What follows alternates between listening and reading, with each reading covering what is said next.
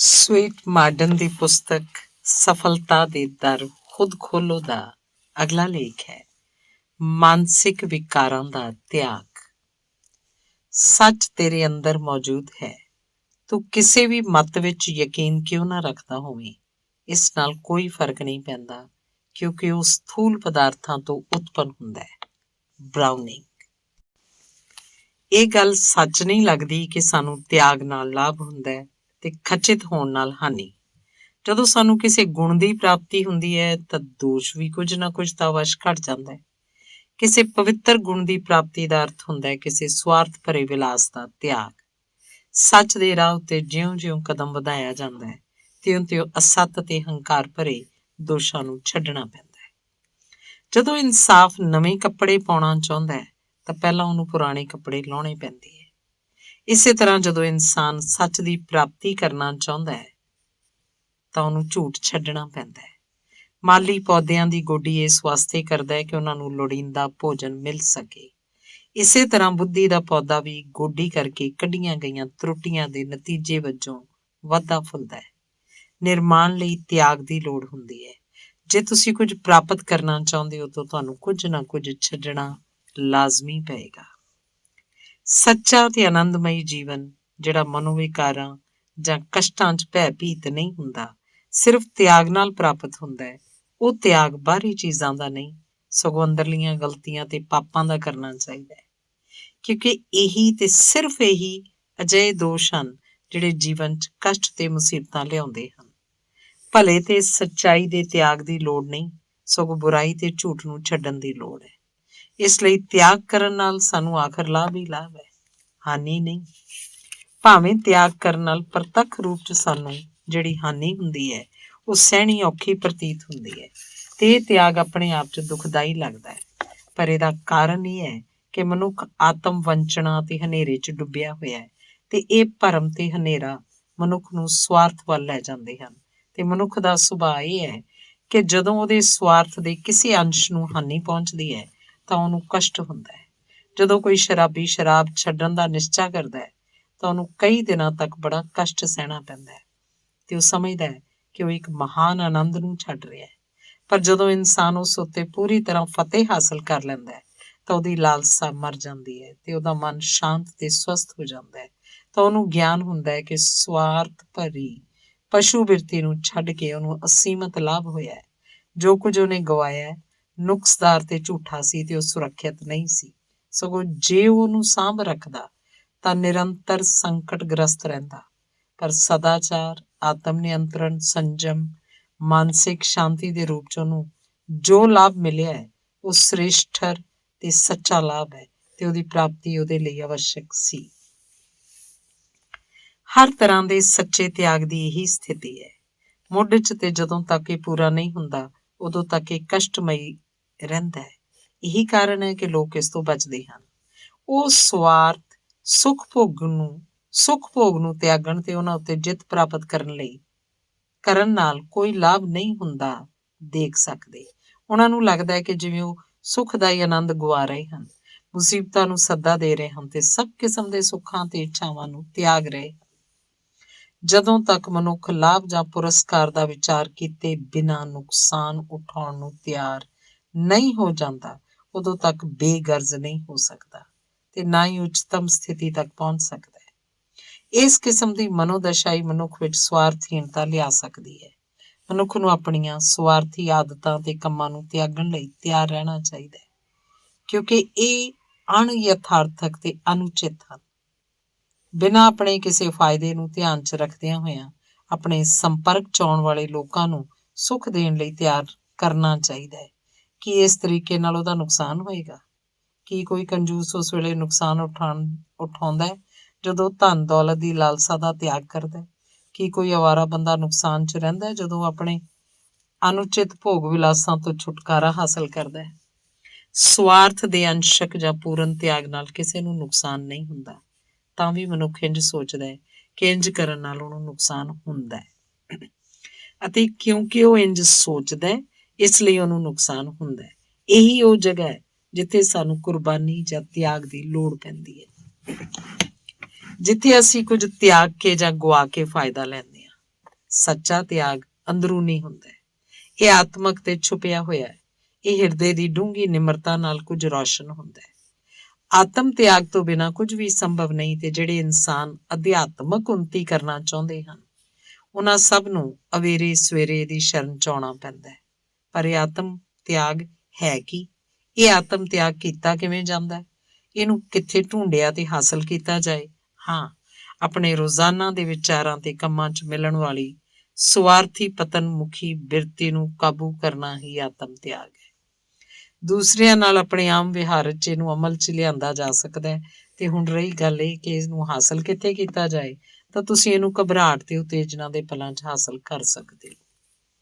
ਬਹੁਤ ਸਾਰੇ ਲੋਕ ਕੋਈ ਇਹੋ ਜਿਹਾ ਮਹਾਨ ਕੰਮ ਕਰਨ ਲਈ ਉਤਾਵਲੇ ਰਹਿੰਦੇ ਹਨ ਜਿਹੜਾ ਉਹਨਾਂ ਦੀ ਸਮਝ ਦੀ ਸੀਮਾ ਤੋਂ ਬਾਹਰ ਦਾ ਹੁੰਦਾ ਹੈ, ਜਦੋਂ ਕਿ ਉਹ ਇੱਕ ਜ਼ਰੂਰੀ ਕੰਮ ਨੂੰ ਅਣਡਿੱਠ ਕਰੀ ਰੱਖਦੇ ਹਨ। ਇਹ ਪਰਮ ਕਰਤੱਵ ਵੱਲੋਂ ਬੋਲੇ ਬਣੇ ਰਹਿੰਦੇ ਹਨ। ਤੁਹਾਡਾ ਨੁਕਸ ਕਿੱਥੇ ਹੈ? ਤੁਹਾਡੇ 'ਚ ਘਾਟ ਕਿਸ ਗੱਲ ਦੀ ਹੈ? ਮਨੋਵੇਗ ਤੁਹਾਨੂੰ ਸਭ ਤੋਂ ਜ਼ਿਆਦਾ ਕਿੱਥੇ ਪਰੇਸ਼ਾਨ ਕਰਦਾ ਹੈ? ਧਿਆਨ ਨਾਲ ਵੇਖੋ ਤੇ ਇੱਥੋਂ ਹੀ ਤੁਹਾਡਾ ਪਹਿਲਾ ਆਤਮ ਗਿਆਨ ਤਿਆਗ ਸ਼ੁਰੂ ਹੋਏਗਾ। ਇੱਥੋਂ ਹੀ ਤੁਸੀਂ ਸ਼ਾਂਤੀ ਦਾ ਰਾਹ ਲੈ ਸਕੋਗੇ। ਸ਼ਾਇਦ ਤੁਸੀਂ ਕ੍ਰੋਧ ਜਾਂ ਕਠੋਰਤਾ ਦੇ ਦੋਸ਼ ਵਿੱਚ ਗ੍ਰਸਤ ਹੋ। ਕੀ ਤੁਸੀਂ ਆਪਣੇ ਦੁਰਬਚਨਾਂ ਕੁਵਿਚਾਰਾਂ ਨੂੰ ਛੱਡਣ ਲਈ ਤਿਆਰ ਹੋ?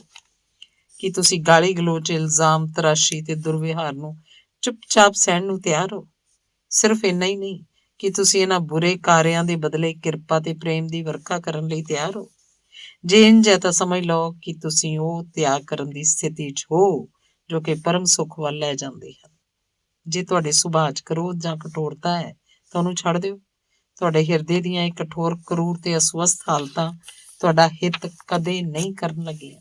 ਤੁਹਾਨੂੰ ਵਿਆਕੁਲਤਾ, ਬਿਪਤਾ ਤੇ ਮਾਨਸਿਕ ਦਿਵਾਲੀਏਪਨ ਤੋਂ ਬਿਨਾਂ ਕਦੇ ਕੁਝ ਵੀ ਨਹੀਂ ਮਿਲਣਾ ਤੇ ਦੂਸਰਿਆਂ ਨੂੰ ਵੀ ਉਹ ਦੁੱਖ ਤੋਂ ਇਲਾਵਾ ਕੁਝ ਹੋਰ ਨਹੀਂ ਦੇ ਸਕਦੀਆਂ। ਸ਼ਾਇਦ ਤੁਸੀਂ ਕਹੋਗੇ, ਪਰ ਪਹਿਲਾਂ ਉਹਨੇ ਮੇਰੇ ਨਾਲ ਜ਼ਿਆਦਤੀ ਕੀਤੀ। ਸ਼ਾਇਦ ਗੱਲ ਠੀਕ ਹੋਵੇ, ਪਰ ਸੋਚੋ ਆਪਣੇ ਆਪ 'ਚ ਕਿੰਨਾ ਹੋਛਾ ਬਹਾਨਾ ਹੈ, ਕਿੰਨੀ ਥੋਥੀ ਤੇ ਬੇਬੁਨਿਆਦ ਆੜ ਹੈ। ਕਿਉਂਕਿ ਜੇ ਦੂਸਰੇ ਦਾ ਦੁਰਵਿਹਾਰ ਤੁਹਾਨੂੰ ਚੁਭਦਾ ਹੈ, ਕਸ਼ਟਦਾਇਕ ਲੱਗਦਾ ਹੈ, ਤਾਂ ਬਦਲੇ 'ਚ ਕੀਤਾ ਗਿਆ ਤੁਹਾਡਾ ਦੁਰਵਿਹਾਰ ਵੀ ਓਨਾ ਹੀ ਬੁਰਾ ਲੱਗੇਗਾ। ਜੇ ਕਿਸੇ ਦੂਸਰੇ ਨੇ ਤੁਹਾਡੇ ਨਾਲ ਦੁਰਵਿਹਾਰ ਕੀਤਾ ਤਾਂ ਇਸ 'ਚ ਕੋਈ ਉਚਿਤਤਾ ਨਹੀਂ ਕਿ ਤੁਸੀਂ ਵੀ ਬਦਲੇ 'ਚ ਉਹੋ ਜਿਹੇ ਵਿਹਾਰ ਕਰੋ। ਸਗੋਂ ਇਹੋ ਜਿਹੇ ਮੌਕੇ ਤੇ ਤੁਹਾਡੇ ਵੱਲੋਂ ਪਹਿਲਾਂ ਨਾਲੋਂ ਵੀ ਵਧੇਰੇ ਸੁਹਿਰਦਤਾ ਵਰਤੀ ਜਾਣੀ ਚਾਹੀਦੀ ਹੈ। ਕੀ ਵੱਧਦੇ ਹੋਏ ਹੜ੍ਹ ਦੇ ਪਾਣੀ 'ਚ ਹੋਰ ਪਾਣੀ ਪਾਉਣ ਨਾਲ ਹੜ੍ਹ ਰੁਕ ਸਕਦਾ ਹੈ? ਨਹੀਂ। ਇਸ ਤਰ੍ਹਾਂ ਦੁਰਵਿਹਾਰ ਦਾ ਜਵਾਬ ਉਹੋ ਜਿਹਾ ਵਿਹਾਰ 'ਚ ਹੀ ਦੇਣ ਨਾਲ ਦੁਰਵਿਹਾਰ ਘੱਟ ਨਹੀਂ ਕੀਤਾ ਜਾ ਸਕਦਾ। ਕੀ ਅੱਗ ਨੂੰ ਬੁਝਾ ਸਕਦੀ ਹੈ? ਨਹੀਂ। ਇਸ ਤਰ੍ਹਾਂ ਕ੍ਰੋਧ ਭਰੇ ਵਿਹਾਰ ਨਾਲ ਕ੍ਰੋਧ ਉੱਤੇ ਕਾਬੂ ਨਹੀਂ ਪਾਇਆ ਜਾ ਸਕਦਾ। ਸਭ ਤਰ੍ਹਾਂ ਦੇ ਦੁਰਵਿਹਾਰ ਤੇ ਬੁਖਲਾਹਟ ਨੂੰ ਤਿਆਗ ਦਿਓ। ਤਾੜੀ ਦੋ ਹੱਥਾਂ ਨਾਲ ਵੱਜਦੀ ਹੈ, ਇਸ ਲਈ ਦੂਸਰਾ ਹੱਥ ਨਾ ਬਣੋ। ਜੇ ਕੋਈ ਇਨਸਾਨ ਤੁਹਾਡੇ ਨਾਲ ਰੁੱਸਿਆ ਹੋਇਆ ਜਾਂ ਗੁੱਸੇ ਹੈ ਤਾਂ ਇਹ ਲੱਭਣ ਦਾ ਯਤਨ ਕਰੋ ਕਿ ਤੁਹਾਡੇ ਕੋਲੋਂ ਗਲਤੀ ਕਿੱਥੇ ਹੋਈ ਹੈ। ਤੇ ਭਾਵੇਂ ਤੁਹਾਡੇ ਕੋਲੋਂ ਗਲਤੀ ਹੋਈ ਹੋਵੇ ਜਾਂ ਨਾ, ਤੁਸੀਂ ਬਦਲੇ 'ਚ ਕੌੜੇ ਬੋਲ ਨਾ ਬੋਲੋ ਜਾਂ ਦੁਰਵਿਹਾਰ ਨਾ ਕਰੋ। ਸ਼ਾਂਤ ਚਿੱਤ, ਅਡੋਲ ਤੇ ਦਿਆਲੂ ਬਣੇ ਰਹੋ। ਭਲੇ ਦੇ ਨਿਰੰਤਰ ਯਤਨ ਵਿੱਚ ਜੁਟ ਕੇ ਦੁਸ਼ਕਾਰੀਆਂ ਉੱਤੇ ਤਰਸ ਖਾਣਾ ਸਿੱਖੋ। ਸ਼ਾਇਦ ਤੁਸੀਂ ਸੁਭਾਅ ਤੋਂ ਹੀ ਧੀਰਜਹੀਣ ਤੇ ਚਿੜਚਿੜੇ ਹੋ। ਇਹੋ ਜਿਹੀ ਹਾਲਤ ਵਿੱਚ ਤੁਸੀਂ ਸੋਚੋ ਕਿ ਤੁਸੀਂ ਕਿਸ ਗੱਲ ਦਾ ਤਿਆਗ ਕਰਨਾ ਹੈ। ਜਿਸ ਗੱਲ ਤੇ ਤੁਹਾਡਾ ਮਨ ਵਿਚਲਿਤ ਹੁੰਦਾ ਹੈ ਉਹਨੂੰ ਰੋਕੋ। ਪੱਕਾ ਇਰਾਦਾ ਬਣਾਓ ਕਿ ਤੁਸੀਂ ਧੀਰਜਹੀਣਤਾ ਦੇ ਵਸ 'ਚ ਕਦੇ ਨਹੀਂ ਰਹੋਗੇ, ਸਗੋਂ ਇਸ ਉੱਤੇ ਜਿੱਤ ਪ੍ਰਾਪਤ ਕਰਕੇ ਉਹਨੂੰ ਆਪਣੇ ਮਨ 'ਚੋਂ ਬਾਹਰ ਕੱਢ ਦਿਓਗੇ। ਧੀਰਜਹੀਣਤਾ ਨੂੰ ਪਲ ਭਰ ਵੀ ਆਪਣੇ ਕੋਲ ਨਾ ਰਹਿਣ ਦਿਓ। ਦੂਸਰਿਆਂ ਦੇ ਨੁਕਸਾਂ ਤੇ ਮੂਰਖਤਾ ਭਰੀਆਂ ਗੱਲਾਂ ਦੇ ਕਾਰਨ ਆਪਣੀ ਮਾਨਸਿਕ ਸਥਿਤੀ ਨਾ ਵਿਗੜਨ ਦਿਓ। ਦੂਸਰੇ ਭਾਵੇਂ ਜੋ ਵੀ ਕਰਨ ਤਾਂ ਜੋ ਵੀ ਕਹਿਣ, ਭਾਵੇਂ ਉਹ ਤੁਹਾਡਾ ਮਜ਼ਾਕ ਹੀ ਕਿਉਂ ਨਾ ਉਡਾਣ, ਪਰ ਤੁਸੀਂ ਧੀਰਜ ਨਾ ਛੱਡੋ। ਧੀਰਜਹੀਣਤਾ ਨਿਰਰਥਕ ਨਹੀਂ, ਸਗੋਂ ਜਿਸ ਘਾਟ ਨੂੰ ਦੂਰ ਕਰਨ ਲਈ ਪੈਦਾ ਹੁੰਦੀ ਹੈ ਉਸੇ ਨੂੰ ਵਧਾਉਂਦੀ ਹੈ। ਧੀਰਜਹੀਣਤਾ ਤੇ ਚਿੜਚਿੜਾਪਨ ਸਦਾ ਹੀ ਕਮਜ਼ੋਰੀ ਤੇ ਅਸਮਰਥਤਾ ਦੇ ਸੂਚਕ ਹਨ। ਇਹਦੇ ਉਲਟ ਮੌਨ, ਦ੍ਰਿੜ ਤੇ ਨਿਯੰਤਰਿਤ ਕਦਮ ਬਹੁਤ ਪ੍ਰਭਾਵਸ਼ਾਲੀ ਸਿੱਧ ਹੁੰਦੇ ਹਨ। ਚਿੜਚਿੜੇਪਨ ਤੇ ਧੀਰਜਹੀਣਤਾ ਤੋਂ ਤੁਹਾਨੂੰ ਕੀ ਮਿਲਦਾ ਹੈ? ਕੀ ਇਹਨਾਂ ਤੋਂ ਤੁਹਾਨੂੰ ਆਰਾਮ, ਸ਼ਾਂਤੀ ਤੇ ਸੁੱਖ ਮਿਲਦਾ ਹੈ? ਨਹੀਂ, ਨਹੀਂ। ਤਾਂ ਕੀ ਇਹ ਤੁਹਾਨੂੰ ਜਾਂ ਤੁਹਾਡੇ ਸਾਥੀਆਂ ਨੂੰ ਵਿਚਲਿਤ ਨਹੀਂ ਕਰਦੇ? ਠੀਕ ਹੈ, ਇਹ ਤੁਹਾਨੂੰ ਵਿਚਲਿਤ ਕਰਦੇ ਹਨ। ਦੂਸਰਿਆਂ ਉੱਤੇ ਵੀ ਇਹਦਾ ਮਾੜਾ ਅਸਰ ਪੈਂਦਾ ਹੈ। ਬੇਸ਼ੱਕ ਤੁਹਾਡੇ ਚਿੜਚਿੜੇਪਨ ਦਾ ਦੁਰਪ੍ਰਭਾਵ ਦੂਸਰਿਆਂ ਉੱਤੇ ਵੀ ਪੈਂਦਾ ਹੈ, ਪਰ ਸਭ ਤੋਂ ਜ਼ਿਆਦਾ ਤੁਹਾਨੂੰ ਹੀ ਇਹ ਨੁਕਸਾਨ, ਕਸ਼ਟ ਜਾਂ ਠੇਸ ਪਹੁੰਚਾਉਂਦਾ ਹੈ। ਧੀਰਜਹੀਣ ਵਿਅਕਤੀ ਨੂੰ ਸੱਚਾ ਆਨੰਦ ਨਹੀਂ ਮਿਲਦਾ, ਕਿਉਂਕਿ ਉਹ ਨਿਰੰਤਰ ਅੰਦਰ ਹੀ ਅੰਦਰ ਦੁਖੀ ਤੇ ਡੋਲਦਾ ਰਹਿੰਦਾ ਹੈ। ਉਹ ਧੀਰਜ ਦੀ ਵਿਲੱਖਣਤਾ ਤੇ ਸਦੀਵੀ ਆਨੰਦ ਤੋਂ ਅਣਜਾਣ ਬਣਿਆ ਰਹਿੰਦਾ ਹੈ। ਸ਼ਾਂਤੀ ਉਹਦੇ ਨੇੜੇ ਨਹੀਂ ਭਟਕ ਸਕਦੀ। ਸੱਚਾ ਆਨੰਦ ਉਦੋਂ ਤੱਕ ਨਹੀਂ ਮਿਲ ਸਕਦਾ ਜਦ ਤੱਕ ਤੁਸੀਂ ਸਾੜਾ ਨਹੀਂ ਛੱਡਦੇ। ਸਾੜਾ ਛੱਡਣ ਦਾ ਅਰਥ ਹੈ ਸਹਿਣਸ਼ੀਲਤਾ ਦਾ ਵਿਕਾਸ, ਖਿਮਾ ਬਿਰਤੀ ਦਾ ਅਭਿਆਸ ਤੇ ਮਨ ਦੀ ਕੋਮਲ ਭਾਵਨਾ ਦਾ ਜਨਮ ਤੇ ਉਦੇ। ਜਦੋਂ ਧੀਰਜਹੀਣਤਾ ਤੇ ਚਿੜਚਿੜੇਪਨ ਤੋਂ ਬਿਲਕੁਲ ਨਿਜਾਤ ਪਾ ਲਈ ਜਾਂਦੀ ਹੈ ਤੇ ਸਵਾਰਥਹੀਣਤਾ ਦੀ ਬਲੀ ਵੇਦੀ ਉੱਤੇ ਉਹਨਾਂ ਨੂੰ ਅੰਤਮ ਰੂਪ 'ਚ ਚੜਾ ਦਿੱਤਾ ਜਾਂਦਾ ਹੈ, ਉਸ ਸਮੇਂ ਮੂਕ ਤੇ ਸ਼ਾਂਤ ਮਨ ਦੇ ਆਨੰਦ ਦੀ ਪ੍ਰਾਪਤੀ ਹੁੰਦੀ ਹੈ। ਇਹੋ ਜਿਹੀਆਂ ਛੋਟੀਆਂ-ਛੋਟੀਆਂ ਅਨੇਕ ਸਵਾਰਥਮਈ ਲਾਲਸਾਵਾਂ ਹਨ, ਜਿਨ੍ਹਾਂ 'ਚੋਂ ਜ਼ਿਆਦਾਤਰ ਸਾਨੂੰ ਨੁਕਸਾਨ ਰਹਿਤ ਜਾਪਦੀਆਂ ਹਨ, ਜਿਨ੍ਹਾਂ ਨੂੰ ਅਸੀਂ ਆਮ ਕਰਕੇ ਪਾਲੀ ਰੱਖਦੇ ਹਾਂ। ਕੋਈ ਵੀ ਲਾਲਸਾ ਜਾਂ ਵਿਲਾਸ ਇਹੋ ਜਿਹਾ ਨਹੀਂ ਹੁੰਦਾ ਜਿਹੜਾ ਹਾਨੀ ਰਹਿਤ ਹੋਵੇ। ਲੋਕ ਨਹੀਂ ਸਮਝਦੇ ਕਿ ਇੰਦਰੀਆਂ ਦੇ ਗੁਲਾਮ ਰਹਿ ਕੇ ਤੇ ਸਵਾਰਥ ਭਰੀਆਂ ਲਾਲਸਾਵਾਂ ਵਿੱਚ ਖਚਿਤ ਰਹਿ ਕੇ ਉਹ ਨਿੱਤ ਦਿਨ ਕਿੰਨਾ ਨੁਕਸਾਨ ਉਠਾਉਂਦੇ ਹਨ। ਜਦੋਂ ਮਨੁੱਖ 'ਚ ਰੱਬੀ ਅੰਸ਼ ਪ੍ਰਬਲ ਹੋਣ ਲੱਗਦਾ ਤਾਂ ਮਨੁੱਖ ਦੇ ਅੰਦਰ ਦਾ ਪਸ਼ੂ ਤਵ ਖੀਣ ਹੋਣ ਲੱਗਦਾ ਹੈ। ਪਸ਼ੂ ਬਿਰਤੀ ਭਾਵੇਂ ਕਿੰਨੀ ਵੀ ਨੁਕਸ ਰਹਿਤ ਤੇ ਭਲੀ ਕਿਉਂ ਨਾ ਜਾਪਦੀ ਹੋਵੇ, ਉਸ ਵੱਲ ਝੁੱਕ ਕੇ ਮਨੁੱਖ ਸੱਚੇ ਮਾਰਗ ਤੋਂ ਭਟਕ ਜਾਂਦਾ ਹੈ। ਜਦੋਂ ਵੀ ਤੁਸੀਂ ਆਪਣੇ ਅੰਦਰ ਦੇ ਪਸ਼ੂ ਨੂੰ ਖੁੱਲਾ ਛੱਡ ਦਿੰਦੇ ਹੋ, ਉਹਨੂੰ ਪਨਪਣ ਦਿੰਦੇ ਹੋ, ਤਾਂ ਉਹ ਪ੍ਰਬਲ ਤੇ ਨਿਰੰਕੁਸ਼ ਹੋ ਉੱਠਦਾ ਹੈ ਤੇ ਤੁਹਾਡੇ ਮਨ ਤੇ ਦਿਮਾਗ ਨੂੰ ਕਾਬੂ ਕਰ ਲੈਂਦਾ ਹੈ। ਜਦੋਂ ਤੱਕ ਮਨੁੱਖ ਕੁਝ ਕੁ ਤੁੱਛ ਲਾਲਸਾਵਾਂ ਦਾ ਤਿਆਗ ਨਹੀਂ ਕਰਦਾ, ਉਦੋਂ ਤੱਕ ਉਹਨੂੰ ਇਹ ਪਤਾ ਨਹੀਂ ਲੱਗ ਸਕਦਾ ਕਿ ਭੋਗ ਵਿਲਾਸ 'ਚ ਪੈ ਕੇ ਉਹਨੇ ਸ਼ਕਤੀ, ਆਨੰਦ, ਸਦਾਚਾਰ ਤੇ ਪਵਿੱਤਰਤਾ ਨੂੰ ਕਿਸ ਹੱਦ ਤੱਕ ਗੁਆ ਦਿੱਤਾ ਹੈ। ਜਦੋਂ ਤੱਕ ਮਨੁੱਖ ਭੌਤਿਕ ਲਾਲਸਾ ਦਾ ਤਿਆਗ ਨਹੀਂ ਕਰਦਾ, ਉਦੋਂ ਤੱਕ ਉਹ ਸਥਾਈ ਸੁੱਖ ਦੀ ਪੂਰਨਤਾ ਪ੍ਰਾਪਤ ਨਹੀਂ ਕਰ ਸਕਦਾ। ਇਸ ਦੰਭ ਤੇ ਹਿਰਸ ਨਾਲ ਇਨਸਾਨ ਆਪਣੇ ਆਪ ਨੂੰ ਪਤਿਤ ਬਣਾਉਂਦਾ ਹੈ, ਸਵੈਮਾਨ ਗੁਆ ਬਹਿੰਦਾ ਹੈ, ਦੁਨੀਆ 'ਚ ਚੰਗੇ ਕੰਮ ਕਰਨ ਦਾ ਆਪਣਾ ਪ੍ਰਭਾਵ ਤੇ ਆਤਮ ਸ਼ਕਤੀ ਤੇ ਤੋਂ ਹੱਥ ਧੋ ਲੈਂਦਾ ਹੈ। ਲਾਲਸਾ ਦੇ ਪਿੱਛੇ ਆਪਣੀ ਅੰਨੀ ਦੌੜ ਵਿੱਚ ਉਹ ਆਪਣੇ ਮਾਨਸਿਕ ਹਨੇਰੇ ਨੂੰ ਇੰਨਾ ਵਧਾ ਲੈਂਦਾ ਹੈ ਕਿ ਚੀਜ਼ਾਂ ਦੇ ਮਰਮ ਨੂੰ ਸਮਝਣ ਦੀ ਤੇ ਸੱਚ ਨੂੰ ਪਛਾਣਨ ਦੀ ਨਜ਼ਰ ਤੋਂ ਵੰਚਿਤ ਹੋ ਜਾਂਦਾ ਹੈ। ਵਿਲਾਸ ਸੱਚ ਦੀ ਪ੍ਰਾਪਤੀ ਦੇ ਰਾਹ 'ਚ ਸਭ ਤੋਂ ਵੱਡਾ ਰੋੜਾ ਹੈ। ਵਿਲਾਸ ਦਾ ਤਿਆਗ ਕਰਕੇ ਇਨਸਾਨ ਧੀਰਜਹੀਣਤਾ ਤੇ ਸੰਸਿਆ ਤੋਂ ਉੱਪਰ ਉੱਠ ਜਾਂਦਾ ਹੈ ਤੇ ਅੰਤਰ ਦ੍ਰਿਸ਼ਟੀ ਦੇ ਦ੍ਰਿੜ ਵਿਸ਼ਵਾਸ ਦੀ ਉੱਚ ਸਥਿਤੀ ਪ੍ਰਾਪਤ ਕਰ ਲੈਂਦਾ ਹੈ। ਇਸ ਲਈ ਆਪਣੇ ਚਹੇਤੇ ਵਿਲਾਸ ਦਾ ਤਿਆਗ ਕਰੋ।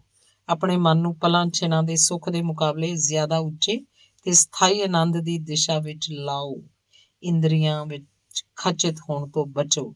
ਇਸ ਨਾਲ ਤੁਹਾਡਾ ਜੀਵਨ ਵਿਅਰਥ ਨਹੀਂ ਜਾਏਗਾ ਤੇ ਨਾ ਹੀ ਅਨਿਸ਼ਚਿਤਤਾ ਵਿੱਚ ਪਵੇਗਾ। ਜੇ ਤੁਸੀਂ ਆਪਣੇ ਆਪ ਨੂੰ ਹੀ ਠੀਕ ਸਮਝਣ ਦੀ ਭਾਵਨਾ ਨੂੰ ਤਿਆਗ ਦਿਓ ਤਾਂ ਉਹਦਾ ਬੜਾ ਸਵਸਥ ਤੇ ਸਥਾਈ ਅਸਰ ਪਵੇਗਾ। ਸਾਨੂੰ ਦੂਜਿਆਂ ਦੇ ਰਹਿਣ ਸਹਿਣ, ਵਿਚਾਰਾਂ ਜਾਂ ਧਰਮ ਵਿੱਚ ਦਖਲ ਨਹੀਂ ਦੇਣਾ ਚਾਹੀਦਾ, ਸਗੋਂ ਉਹਨਾਂ ਦੇ ਨਾਲ ਸਹਿਣਸ਼ੀਲਤਾ, ਪ੍ਰੇਮ ਤੇ ਹਮਦਰਦੀ ਨਾਲ ਪੇਸ਼ ਆਉਣਾ ਚਾਹੀਦਾ ਹੈ। ਆਪਣੇ ਕਥਨ ਜਾਂ ਆਪਣੀ ਰਾਏ ਨੂੰ ਹੀ ਪ੍ਰਮਾਣਿਕ ਸਮਝਣਾ ਇੱਕ ਤਰ੍ਹਾਂ ਦਾ ਹੰਕਾਰ ਤੇ ਸਵਾਰਥ ਹੈ। ਇਹ ਬਿਰਤੀ ਅਕਸਰ ਵਿਦਵਾਨਾਂ ਤੇ ਬੁਲਾਰਿਆਂ 'ਚ ਮਿਲਦੀ ਹੈ। ਇੰਜ ਕਰਨਾ ਅੰਨੀ ਜ਼ਿੱਦ ਦਿਖਾਉਂਦਾ ਹੈ। ਜ਼ਿਆਦਾਤਰ ਤਾਂ ਅਸੀਂ ਇਹਨੂੰ ਨੁਕਸ ਹੀ ਨਹੀਂ ਮੰਨਦੇ, ਪਰ ਜਦੋਂ ਮਨ 'ਚ ਸੱਜਣਤਾਈ, ਨਿਰਸਵਾਰਥ ਪ੍ਰੇਮ ਪ੍ਰਵੇਸ਼ ਹੋ ਜਾਂਦਾ ਹੈ ਤਾਂ ਇਸ ਜ਼ਿੱਦ ਦਾ ਖੋਖਲਾਪਨ ਤੇ ਕੋਝਾ ਰੂਪ ਸਾਡੇ ਸਾਹਮਣੇ ਜ਼ਾਹਰ ਹੋ ਜਾਂਦਾ ਹੈ। ਆਪਣੇ ਕਥਨ ਨੂੰ ਹੀ ਸੱਚ ਸਮਝਣ ਵਾਲਾ ਇਨਸਾਨ ਆਪਣੀ ਹੀ ਮੱਤ ਨੂੰ ਸੱਚ ਤੇ ਤਰਕ ਦੀ ਕਸੌਟੀ ਸਮਝਦਾ ਹੈ।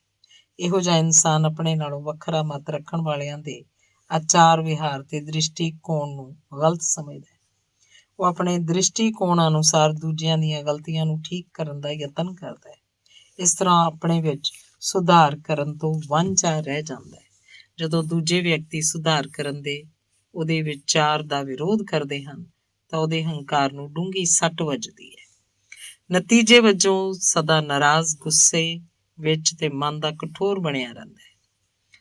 ਇਹੋ ਜਿਹਾ ਇਨਸਾਨ ਉਦੋਂ ਤੱਕ ਸ਼ਾਂਤੀ, ਗਿਆਨ ਤੇ ਉੱਨਤੀ ਪ੍ਰਾਪਤ ਨਹੀਂ ਕਰ ਸਕਦਾ ਜਦੋਂ ਤੱਕ ਉਹ ਦੂਜੇ ਵਿਅਕਤੀਆਂ ਨੂੰ ਆਪਣੇ ਵਿਚਾਰਾਂ ਤੇ ਤੌਰ ਤਰੀਕਿਆਂ ਮੁਤਾਬਕ ਚਲਾਉਣ ਦੀ ਜ਼ਿੱਦ ਨਹੀਂ ਛੱਡ ਦਿੰਦਾ। ਆਪਣੇ ਆਪ ਨੂੰ ਹੀ ਠੀਕ ਸਮਝਣ ਵਾਲਾ ਬੰਦਾ ਨਾ ਤਾਂ ਦੂਸਰਿਆਂ ਦੀਆਂ ਭਾਵਨਾਵਾਂ ਸਮਝ ਸਕਦਾ ਹੈ ਤੇ ਨਾ ਹੀ ਦੂਸਰਿਆਂ ਦੇ ਕੰਮਾਂ ਨਾਲ ਹਮਦਰਦੀ ਰੱਖ ਸਕਦਾ ਹੈ। ਉਹਦਾ ਮਨ ਆਕੜ ਤੇ ਕੁੜੱਤਣ ਨਾਲ ਅਪਾਹਜ ਬਣਿਆ ਰਹਿੰਦਾ ਹੈ। ਇਸ ਲਈ ਉਸ ਵਿੱਚ ਹਮਦਰਦੀ ਤੇ ਸੰਵੇਦਨਾ ਨਹੀਂ ਆ ਸਕਦੀ। ਜਿਹੜਾ ਵਿਅਕਤੀ ਆਪਣੀ ਹਠੀ ਬਿਰਤੀ ਨੂੰ ਤਿਆਗ ਦਿੰਦਾ ਹੈ, ਜਿਹੜਾ ਆਪਣੇ ਰੋਜ਼ਾਨਾ ਸੰਪਰਕ 'ਚ ਆਉਣ ਵਾਲੇ ਲੋਕਾਂ ਤੋਂ ਆਪਣੇ ਤਵੱਸਬ ਤੇ ਧਾਰਨਾਵਾਂ ਨੂੰ ਪਰਾਂ ਰੱਖ ਦਿੰਦਾ ਹੈ ਤੇ ਦੂਜਿਆਂ ਤੋਂ ਸਿੱਖਣ ਤੇ ਉਹਨਾਂ ਨੂੰ ਸਮਝਣ ਦਾ ਯਤਨ ਕਰਦਾ ਹੈ, ਜਿਹੜਾ ਦੂਜਿਆਂ ਨੂੰ ਜੀਵਨ 'ਚ ਆਪਣੀ ਰਾਏ ਬਣਾਉਣ ਤੇ ਆਪਣਾ ਰਾਹ ਚੁਣਨ ਦੀ ਪੂਰੀ ਆਜ਼ਾਦੀ ਦਿੰਦਾ ਹੈ, ਜਿਹੜੀ ਉਹਨੂੰ ਮਿਲੀ ਹੋਈ ਹੈ, ਤਾਂ ਉਹ ਵਿਅਕਤੀ ਪਹਿਲਾਂ ਦੇ ਮੁਕਾਬਲੇ ਜ਼ਿਆਦਾ ਡੂੰਘੀ ਅੰਤਰਦ੍ਰਿਸ਼ਟੀ, ਜ਼ਿਆਦਾ ਵਿਆਪਕ ਉਦਾਰਤਾ ਤੇ ਜ਼ਿਆਦਾ ਉੱਚੇ ਆਨੰਦ ਦਾ ਅਨੁਭਵ ਕਰੇਗਾ ਤੇ ਉਹਨੂੰ ਸੁੱਖ ਤੇ ਸਫਲਤਾ ਦੀ ਇੱਕ ਇਹੋ ਜਿਹੀ ਪਗਡੰਡੀ ਨਜ਼ਰ ਆਏਗੀ, ਜਿਹੜੀ ਪਹਿਲਾਂ ਉਹਦੀਆਂ ਨਜ਼ਰਾਂ ਤੋਂ ਓਹਲੇ ਸੀ। ਉਸ ਤੋਂ ਮਗਰੋਂ ਲੋਭ ਤੇ ਲੋਭ ਭਰੇ ਵਿਚਾਰਾਂ ਦਾ ਤਿਆਗ ਕਰਨਾ ਚਾਹੀਦਾ ਹੈ। ਤੁਹਾਨੂੰ ਇਸ ਗੱਲ ਦਾ ਚਾਹਵਾਨ ਹੋਣਾ ਚਾਹੀਦਾ ਹੈ ਕਿ ਤੁਹਾਡੇ ਤੋਂ ਇਲਾਵਾ ਦੂਸਰੇ ਵੀ ਐਸ਼ੋ ਇਸ਼ਰਤ ਪ੍ਰਾਪਤ ਕਰਨ। ਇਹ ਲੌਕਿਕ ਪਦਾਰਥਾਂ ਲਈ ਸਾਡੀ ਲੋੜ ਬਿਰਤੀ ਨਾ ਰਹੇ, ਪਰ ਇਸ ਗੱਲ ਦੀ ਤਸੱਲੀ ਰਹੇ ਕਿ ਦੂਜੇ ਲੋਕੀ ਉਹਨਾਂ ਦਾ ਉਪਭੋਗ ਕਰ ਰਹੇ ਹਨ ਤੇ ਸੁਖੀ ਹੋ ਰਹੇ ਹਨ। ਬਿਨਾਂ ਕਿਸੇ ਸੁਆਰਥ ਤੇ ਦੁਰਭਾਵਨਾ ਤੋਂ ਤੁਸੀਂ ਇਹੋ ਜਿਹੀਆਂ ਸੰਸਾਰਕ ਵਸਤਾਂ ਤੋਂ ਆਪਣਾ ਦਾਅਵਾ ਛੱਡ ਦਿਓ, ਜਿਨ੍ਹਾਂ ਨੂੰ ਪ੍ਰਾਪਤ ਕਰਨ ਲਈ ਹੋਰ ਲੋਕ ਉਤਾਵਲੇ ਹਨ। ਜਦੋਂ ਤੁਹਾਡੇ ਮਨ ਦੀ ਇਹੋ ਜਿਹੀ ਹਾਲਤ ਹੋ ਜਾਏਗੀ ਤਾਂ ਤੁਹਾਨੂੰ ਪਰਮ ਸ਼ਾਂਤੀ ਤੇ ਮਹਾਨ ਅਧਿਆਤਮਕ ਟੇਕ ਮਿਲੇਗੀ। ਇਹੀ ਆਤਮਕ ਵਿਕਾਰਾਂ ਦਾ ਸੱਚਾ ਤਿਆਗ ਹੈ। ਭੌਤਿਕ ਪ੍ਰਾਪਤੀਆਂ ਛਿਣ ਭੰਗਰ ਹਨ ਤੇ ਅਸੀਂ ਉਹਨਾਂ ਨੂੰ ਅਸਲ ਵਿੱਚ ਆਪਣੀਆਂ ਨਹੀਂ ਕਹਿ ਸਕਦੇ। ਉਹ ਤਾਂ ਬਹੁਤ ਥੋੜੇ ਸਮੇਂ ਲਈ ਸਾਡੇ ਕੋਲ ਹਨ, ਪਰ ਅਧਿਆਤਮਕ ਜਾਂ ਮਾਨਸਿਕ ਪ੍ਰਾਪਤੀਆਂ ਸਥਾਈ ਹਨ। ਉਹ ਸਦਾ ਸਦਾ ਲਈ ਸਾਡੇ ਨਾਲ ਰਹਿੰਦੀਆਂ ਹਨ। ਨਿਰਲੇਪਤਾ ਇਹੋ ਜਿਹੀ ਇੱਕ ਅਧਿਆਤਮਕ ਲੱਭਤ ਹੈ। ਇਹ ਹਾਲਤ ਉਦੋਂ ਹੀ ਪ੍ਰਾਪਤ ਹੁੰਦੀ ਹੈ ਜਦੋਂ ਅਸੀਂ ਭੌਤਿਕ ਪਦਾਰਥਾਂ ਤੇ ਇਸ ਦੁਨੀਆ ਦੇ ਸੁੱਖਾਂ ਬਾਰੇ ਆਪਣੀ ਲਾਲਸਾ ਤਿਆਗ ਦਿੰਦੇ ਹਾਂ। ਜਦੋਂ ਆਪਣੀ ਖੁਸ਼ਹਾਲੀ ਨੂੰ ਅਸੀਂ ਆਪਣੇ ਲਈ ਹੀ ਨਹੀਂ ਸਮਝਦੇ, ਸਗੋਂ ਜਦੋਂ ਅਸੀਂ ਉਹਨੂੰ ਦੂਸਰਿਆਂ ਦੇ ਹਿੱਤ ਲਈ ਅਰਪਣ ਕਰਨ ਵਾਸਤੇ ਤੁਲੇ ਹੁੰਦੇ ਹਾਂ। ਨਿਰਲੇਪ ਵਿਅਕਤੀ ਧਨ ਦੌਲਤ ਦੇ ਪੱਖੋਂ ਖੁਸ਼ਹਾਲ ਹੁੰਦਿਆਂ ਹੋਇਆਂ ਵੀ ਆਪਣੇ ਮਨ 'ਚ ਜਾਇਦਾਦ ਨਾਲੋਂ ਆਪਣੇ ਆਪ ਨੂੰ ਅਲੱਗ ਸਮਝਦਾ ਹੈ। ਉਸ ਨਾਲੋਂ ਲੋਭ ਬਿਰਤੀ ਵਿੱਚ ਸਦਾ ਮਿਲਣ ਵਾਲੀ ਕੁੜੱਤਣ, ਭੈ ਤੇ ਚਿੰਤਾ ਤੋਂ ਮੁਕਤ ਰਹਿੰਦਾ ਹੈ। ਉਹ ਆਪਣੀ ਭੌਤਿਕ ਖੁਸ਼ਹਾਲੀ ਨੂੰ ਇੰਨਾ ਮਹੱਤਵਪੂਰਨ ਨਹੀਂ ਮੰਨਦਾ, ਸਗੋਂ ਨਿਰਲੇਪਤਾ ਨੂੰ ਸੰਸਾਰ ਵਾਸਤੇ ਤੇ ਦੁਖੀ ਮਾਨਵਤਾ ਵਾਸਤੇ ਇੱਕ ਮਹਾਨ ਗੁਣ ਮੰਨਦਾ ਹੈ। ਹੁਣ ਤੁਸੀਂ ਦੱਸੋ, ਸੁਖੀ ਕੌਣ ਹੈ? ਕਿ ਉਹ ਜਿਹੜਾ ਧਨ ਦਾ ਜ਼ਿਆਦਾ ਤੋਂ ਜ਼ਿਆਦਾ ਅੰਬਾਰ ਲਾਉਣ ਲਈ ਉਤਾਵਲਾ ਰਹਿੰਦਾ ਹੈ ਤੇ ਉਸ ਤੋਂ ਸਿਰਫ ਆਪਣਾ ਨਿੱਜੀ ਸੁੱਖ ਲੈਣ ਦੀ ਗੱਲ ਸੋਚਦਾ ਹੈ, ਜਾਂ ਉਹ ਜਿਹੜਾ ਦੂਜਿਆਂ ਦੇ ਭਲੇ ਤੇ ਖੁਸ਼ੀ ਲਈ ਆਪਣਾ ਸਭ ਕੁਝ ਨਿਛਾਵਰ ਕਰਨ ਲਈ ਤਿਆਰ ਰਹਿੰਦਾ ਹੈ। ਲੋਕ ਬਿਰਤੀ ਨਾਲ ਸੁੱਖ ਦਾ ਨਾਸ ਹੋ ਜਾਂਦਾ ਹੈ ਤੇ ਲੋਭ ਨਾ ਕਰਨ ਨਾਲ ਗੁਆਚਿਆ ਹੋਇਆ ਸੁੱਖ ਵੀ ਵਾਪਸ ਮਿਲ ਜਾਂਦਾ ਹੈ। ਇੱਕ ਹੋਰ ਅਹਿਮ ਤਿਆਗ ਹੈ ਘਿਰਨਾ ਦਾ ਤਿਆਗ, ਅਰਥਾਤ ਦੂਸਰਿਆਂ ਲਈ ਸਭ ਤਰ੍ਹਾਂ ਦੀਆਂ ਦੁਰਭਾਵਨਾਵਾਂ, ਸਭ ਤਰ੍ਹਾਂ ਦੀ ਈਰਖਾ, ਨਫ਼ਰਤ, ਕ੍ਰੋਧ ਦਾ ਤਿਆਗ। ਇੱਕ ਮਹਾਨ ਅਧਿਆਤਮਕ ਖੂਬਸੂਰਤੀ ਤੇ ਮਾਨਵੀ ਦੁੱਖਾਂ ਨੂੰ ਦੂਰ ਕਰਨ ਦੀ ਬਰਦਾਸ਼ਤ ਸ਼ਕਤੀ ਰੱਖਦੀ ਹੈ। ਕੌੜੀਆਂ ਭਾਵਨਾਵਾਂ ਤੇ ਸੁੱਖ ਇਕੱਠੇ ਨਹੀਂ ਰਹਿ ਸਕਦੇ। ਈਰਖਾ ਇੱਕ ਭਿਆਨਕ ਅੱਗ ਹੈ ਜਿਹੜੀ ਬੰਦੇ ਦੇ ਦਿਲ ਨੂੰ ਫੂਕ ਸੁੱਟਦੀ ਹੈ ਤੇ ਉਹਦੀ ਸ਼ਾਂਤੀ ਤੇ ਸੁੱਖ ਦੇ ਕੋਮਲ ਫੁੱਲਾਂ ਨੂੰ ਝੁਲਸ ਦਿੰਦੀ ਹੈ ਤੇ ਉਹ ਜਿੱਥੇ ਜਾਂਦੀ ਹੈ ਉੱਥੋਂ ਦਾ ਕੋਨਾ ਕੋਨਾ ਨਰਕ ਬਣ ਜਾਂਦਾ ਹੈ। ਘਿਰਨਾ ਦੇ ਅਨੇਕ ਨਾਂ ਹਨ, ਅਨੇਕ ਰੂਪ, ਪਰ ਇਹਨਾਂ ਸਭ ਵਿੱਚ ਮੂਲ ਤੱਤ ਇੱਕ ਹੀ ਹੈ। ਉਹ ਹੈ ਦੂਸਰਿਆਂ ਦੇ ਵਿਰੁੱਧ ਕ੍ਰੋਧ ਨਾਲ ਉਬਲਦੇ ਹੋਏ ਵਿਚਾਰ। ਦੂਸਰਿਆਂ ਦੇ ਪ੍ਰਤੀ ਸਭ ਕਿਸਮ ਦਾ ਕ੍ਰੋਧ, ਉਦਾਸੀਨਤਾ, ਦੁਰਭਾਵਨਾ ਤੇ ਦੁਰਵਚਨ ਹੀ ਘਿਰਨਾ ਹੈ। ਜਿੱਥੇ ਘਿਰਨਾ ਉੱਥੇ ਸਦਾ ਹੀ ਦੁੱਖ ਦਾ ਵਾਸ ਹੈ। ਜਦੋਂ ਤੱਕ ਬੰਦੇ ਦੇ ਦਿਲ 'ਚ ਦੂਸਰਿਆਂ ਦੇ ਪ੍ਰਤੀ ਕ੍ਰੋਧ ਭਰੇ ਵਿਚਾਰ ਰਹਿੰਦੇ ਹਨ, ਉਦੋਂ ਤੱਕ ਉਹ ਘਿਰਨਾ ਤੋਂ ਛੁਟਕਾਰਾ ਹਾਸਲ ਨਹੀਂ ਕਰ ਸਕਦਾ। ਜਦੋਂ ਤੱਕ ਮਨੁੱਖ ਉਹਨਾਂ ਲੋਕਾਂ ਦੇ ਪ੍ਰਤੀ ਦਇਆ ਭਾਵਨਾ ਨਹੀਂ ਰੱਖ ਸਕਦਾ ਜਿਹੜੇ ਉਹਨੂੰ ਨੁਕਸਾਨ ਪਹੁੰਚਾਉਣ ਦਾ ਯਤਨ ਕਰਦੇ ਹਨ, ਉਦੋਂ ਤੱਕ ਉਹਨੂੰ ਸੰਜਮ ਭਰਪੂਰ ਨਹੀਂ ਕਿਹਾ ਜਾ ਸਕਦਾ। ਜੇ ਤੁਸੀਂ ਸੱਚੇ ਸੁੱਖ ਲੈਣਾ ਚਾਹੁੰਦੇ ਹੋ ਤਾਂ ਪਹਿਲਾਂ ਤੁਹਾਨੂੰ ਆਪਣੇ ਵਿਹਾਰ 'ਚ ਕੋਮਲ ਬਣਨ ਦਾ ਅਭਿਆਸ ਕਰਨਾ ਪਏਗਾ।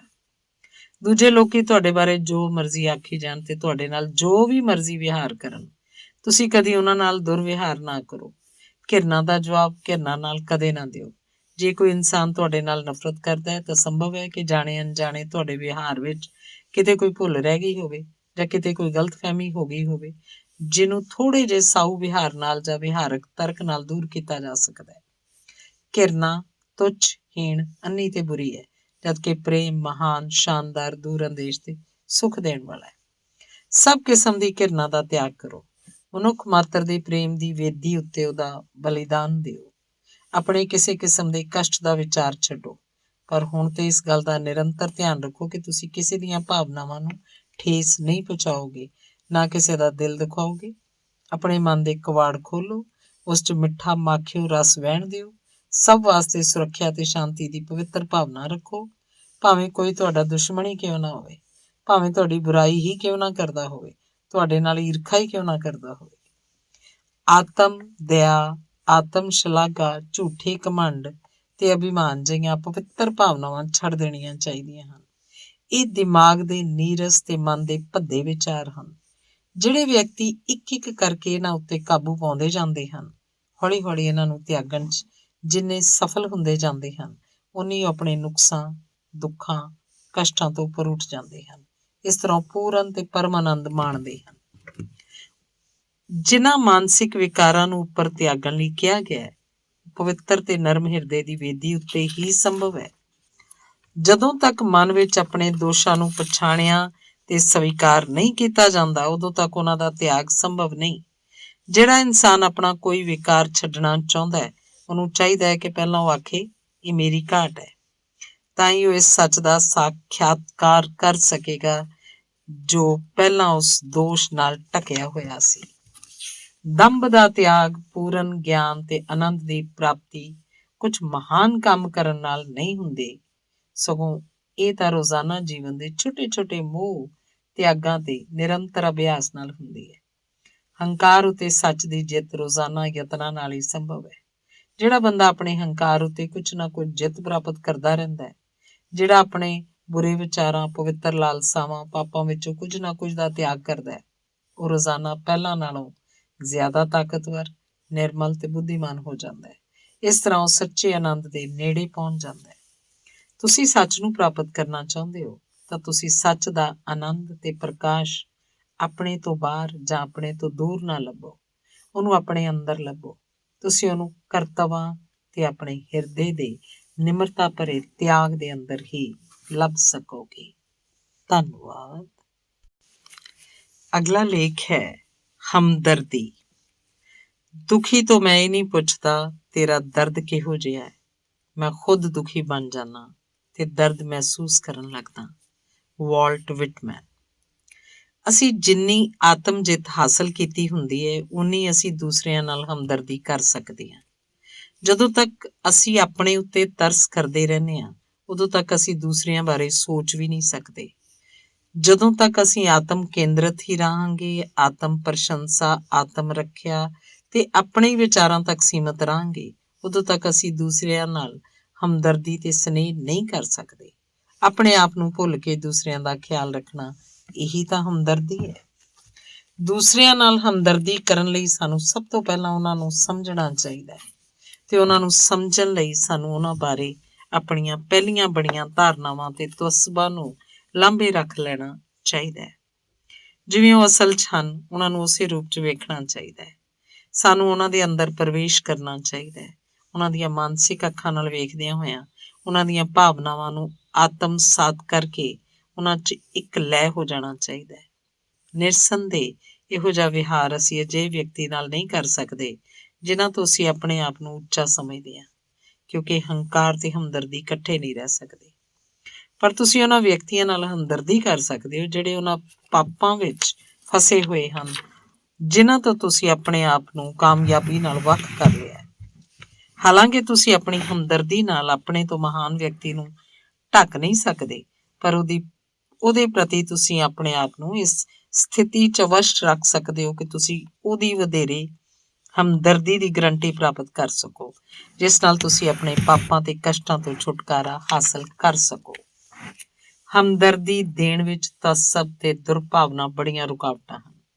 ਇਸੇ ਤਰ੍ਹਾਂ ਹਮਦਰਦੀ ਲੈਣ 'ਚ ਰੁਕਾਵਟਾਂ ਹਨ ਹੰਕਾਰ ਤੇ ਦੰਭ। ਜਿਹਦੇ ਮਨ 'ਚ ਕਿਤੇ ਘਿਰਨਾ ਮੌਜੂਦ ਹੈ, ਉਹਦੇ ਨਾਲ ਤੁਸੀਂ ਹਮਦਰਦੀ ਨਹੀਂ ਕਰ ਸਕਦੇ। ਇਸੇ ਤਰ੍ਹਾਂ ਜਿਸ ਵਿਅਕਤੀ ਨੂੰ ਤੁਸੀਂ ਨਾਪਸੰਦ ਕਰਦੇ ਹੋ ਜਾਂ ਜਿਸ ਵਿਅਕਤੀ ਦੇ ਪ੍ਰਤੀ ਤੁਸੀਂ ਦੁਰਭਾਵਨਾਗ੍ਰਸਤ ਹੋ, ਉਹਨਾਂ ਦੋਹਾਂ ਨੂੰ ਤੁਸੀਂ ਸਮਝ ਨਹੀਂ ਸਕਦੇ। ਤੁਸੀਂ ਉਹਨਾਂ ਦੇ ਸੱਚੇ ਸਰੂਪ ਨੂੰ ਨਹੀਂ ਸਮਝ ਸਕਦੇ, ਸਗੋਂ ਆਪਣੇ ਮਨ 'ਚ ਉਹਨਾਂ ਪ੍ਰਤੀ ਜਿਹੜੀ ਅਪੂਰਨ ਧਾਰਨਾ ਬਣਾਈ ਹੋਈ ਹੈ, ਜਿਹੜੀ ਦੁਰਭਾਵਨਾਗ੍ਰਸਤ ਵਿਚਾਰ ਬਣਾਏ ਹੋਏ ਹਨ, ਉਹਨਾਂ ਦੇ ਰਾਹੀਂ ਤੁਸੀਂ ਉਹਨਾਂ ਦਾ ਵਿਗੜਿਆ ਹੋਇਆ ਸਰੂਪ ਹੀ ਵੇਖ ਸਕਦੇ ਹੋ। ਜੇ ਤੁਸੀਂ ਦੂਜੇ ਲੋਕਾਂ ਦੇ ਸਹੀ ਸਰੂਪ ਨੂੰ ਵੇਖਣਾ ਚਾਹੁੰਦੇ ਹੋ ਤਾਂ ਤੁਸੀਂ ਆਪਣੇ ਆਪ ਉਹਨਾਂ ਵਿਚਕਾਰ ਰੁਚੀ, ਅਰੁਚੀ ਤੇ ਹੰਕਾਰ ਦੀ ਭਾਵਨਾ ਨੂੰ ਨਾ ਆਉਣ ਦਿਓ। ਉਹਨਾਂ ਦੇ ਕੰਮਾਂ ਦਾ ਵਿਰੋਧ ਨਾ ਕਰੋ, ਉਹਨਾਂ ਦੀਆਂ ਧਾਰਨਾਵਾਂ ਤੇ ਵਿਚਾਰਾਂ ਨੂੰ ਨਾ ਠੁਕਰਾਓ। ਥੋੜ੍ਹੀ ਦੇਰ ਲਈ ਤੁਸੀਂ ਆਪਣੇ ਆਪ ਨੂੰ ਵੱਖ ਰੱਖ ਕੇ ਉਹਨਾਂ ਦੀ ਸਥਿਤੀ 'ਚ ਆ ਜਾਓ। ਇਸੇ ਵਿਧੀ ਨਾਲ ਤੁਸੀਂ ਉਹਨਾਂ ਦੇ ਜੀਵਨ ਤੇ ਭਾਵਨਾਵਾਂ ਨਾਲ ਇੱਕ ਸੁਰਤਾ ਪ੍ਰਾਪਤ ਕਰ ਸਕੋਗੇ। ਉਤਪਤੀ, ਵਾਧਾ ਤੇ ਵਿਕਾਸ ਹੀ ਜੀਵਨ ਹੈ। ਤੇ ਦਰਅਸਲ ਪਾਪ ਆਤਮਾ ਤੇ ਪੁੰਨ ਆਤਮਾ ਵਿੱਚ ਕੋਈ ਖਾਸ ਫਰਕ ਨਹੀਂ, ਸਿਰਫ ਅਨੁਪਾਤ ਦਾ ਫਰਕ ਹੈ। ਪੁੰਨ ਆਤਮਾ ਵਾਲਾ ਪਹਿਲਾਂ ਕਦੇ ਪਾਪੀ ਸੀ ਤੇ ਪਾਪੀ ਕਿਸੇ ਸਮੇਂ ਅੱਗੇ ਚੱਲ ਕੇ ਪੁੰਨ ਆਤਮਾ ਵਾਲਾ ਹੋਏਗਾ। ਪਾਪੀ ਮੁੱਢਲੀ ਅਵਸਥਾ ਹੈ ਤੇ ਪੁੰਨ ਆਤਮਾ ਬਾਅਦ ਦੀ ਅਵਸਥਾ। ਇਸ ਤਰ੍ਹਾਂ ਜਿਹੜਾ ਦੂਸਰਿਆਂ 'ਚ ਦੋਸ਼ ਦੇਖ ਕੇ ਉਹਨਾਂ ਨੂੰ ਆਪਣੇ ਆਪ ਤੋਂ ਦੂਰ ਰੱਖਦਾ ਹੈ, ਉਹ ਅਜਿਹੇ ਵਿਅਕਤੀ ਵਾਂਗ ਹੈ ਜਿਹੜਾ ਬੱਚਿਆਂ ਨੂੰ ਇਸ ਲਈ ਅਣਡਿੱਠ ਕਰਦਾ ਹੈ ਕਿਉਂਕਿ ਉਹ ਅਣਭੋਲ, ਜ਼ਿੱਦੀ ਤੇ ਖਿਡੌਣਿਆਂ ਨਾਲ ਖੇਡਣ ਵਾਲੇ ਹੁੰਦੇ ਹਨ। ਸਾਰਾ ਜੀਵਨ ਇੱਕੋ ਜਿਹਾ ਹੈ, ਪਰ ਵੇਖਣ ਨੂੰ ਇਹ ਭਿੰਨਤਾਵਾਂ ਭਰਪੂਰ ਹੈ। ਫੁੱਲ ਆਪਣੇ ਪੌਦੇ ਨਾਲੋਂ ਅਲੱਗ ਕੋਈ ਚੀਜ਼ ਥੋੜਾ ਹੀ ਹੈ, ਇਹ ਉਸੇ ਪੌਦੇ ਦਾ ਅੰਗ ਹੈ। ਸਗੋਂ ਇਹ ਪੱਤੇ ਦਾ ਇੱਕ ਦੂਜਾ ਰੂਪ ਹੈ। ਭਾਵ ਪਾਣੀ ਤੋਂ ਵੱਖਰਾ ਕੋਈ ਪਦਾਰਥ ਥੋੜਾ ਹੀ ਹੈ, ਉਹ ਤਾਂ ਪਾਣੀ ਦਾ ਇੱਕ ਰੂਪ ਹੈ। ਇਸੇ ਤਰ੍ਹਾਂ ਚੰਗਿਆਈ ਬੁਰਾਈ ਦਾ ਹੀ ਇੱਕ ਸੋਧਿਆ ਹੋਇਆ ਰੂਪ ਹੈ। ਦੂਜੇ ਸ਼ਬਦਾਂ 'ਚ ਪਾਪੀ ਆਤਮਾ ਹੀ ਸ਼ੁੱਧ ਤੇ ਵਿਕਸਿਤ ਹੋ ਕੇ ਪੁੰਨ ਆਤਮਾ ਬਣ ਜਾਂਦੀ ਹੈ। ਪਾਪੀ ਆਤਮਾ ਵਾਲਾ ਉਹੀ ਹੈ ਜਿਹਦੀ ਬੁੱਧੀ ਕੱਚੀ ਹੈ, ਜਿਹੜਾ ਅਗਿਆਨਤਾ ਦੇ ਕਾਰਨ ਗਲਤ ਕਦਮ ਚੁੱਕਦਾ ਹੈ। ਪੁੰਨ ਆਤਮਾ ਵਾਲਾ ਉਹੀ ਹੈ ਜਿਹਦੀ ਬੁੱਧੀ ਪ੍ਰੌੜ ਹੈ, ਜਿਹੜਾ ਗਿਆਨਪੂਰਵਕ ਕਦਮ ਰੱਖਦਾ ਹੈ। ਪਾਪੀ ਦੂਸਰੇ ਪਾਪੀ ਦੇ ਦੋਸ਼ ਕੱਢਦਾ ਹੈ ਕਿਉਂਕਿ ਦੋਸ਼ ਕੱਢਣਾ ਗਲਤ ਕੰਮ ਹੈ। ਪੁੰਨ ਆਤਮਾ ਵਾਲਾ ਕਿਸੇ ਪਾਪੀ ਦੇ ਨੁਕਸ ਨਹੀਂ ਕੱਢਦਾ ਕਿਉਂਕਿ ਉਹ ਸੋਚਦਾ ਹੈ ਕਿ ਕਦੇ ਉਹ ਵੀ ਇਸੇ ਹਾਲਤ ਵਿੱਚ ਸੀ। ਸਗੋਂ ਉਹਨੂੰ ਆਪਣਾ ਛੋਟਾ ਭਰਾ ਜਾਂ ਮਿੱਤਰ ਸਮਝ ਕੇ ਉਸ ਨਾਲ ਡੂੰਘੀ ਹਮਦਰਦੀ ਰੱਖਦਾ ਹੈ ਕਿਉਂਕਿ ਹਮਦਰਦੀ ਰੱਖਣਾ ਸਹੀ ਕੰਮ ਹੈ। ਸਹੀ ਤੌਰ ਤੇ ਪਵਿੱਤਰ ਆਤਮਾ ਵਾਲਾ ਸਭ ਨਾਲ ਹਮਦਰਦੀ ਰੱਖਦਾ ਹੈ, ਪਰ ਖੁਦ ਉਹਨੂੰ ਦੂਸਰਿਆਂ ਦੀ ਹਮਦਰਦੀ ਪ੍ਰਾਪਤ ਕਰਨ ਦੀ ਝਾਕ ਨਹੀਂ ਰਹਿੰਦੀ ਕਿਉਂਕਿ ਉਹ ਪਾਪ ਤੇ ਦੁੱਖ ਉੱਤੇ ਜਿੱਤ ਪ੍ਰਾਪਤ ਕਰ ਲੈਂਦਾ ਹੈ। ਉਹ ਤਾਂ ਕਦੇ ਨਾ ਨਸ਼ਟ ਹੋਣ ਵਾਲੇ ਆਨੰਦ 'ਚ ਮਗਨ ਰਹਿੰਦਾ ਹੈ, ਪਰ ਜਿਹੜੇ ਦੁਖੀ ਹੁੰਦੇ ਹਨ ਉਹਨਾਂ ਨੂੰ ਹਮਦਰਦੀ ਪ੍ਰਾਪਤ ਕਰਨ ਦੀ ਲੋੜ ਹੁੰਦੀ ਹੈ।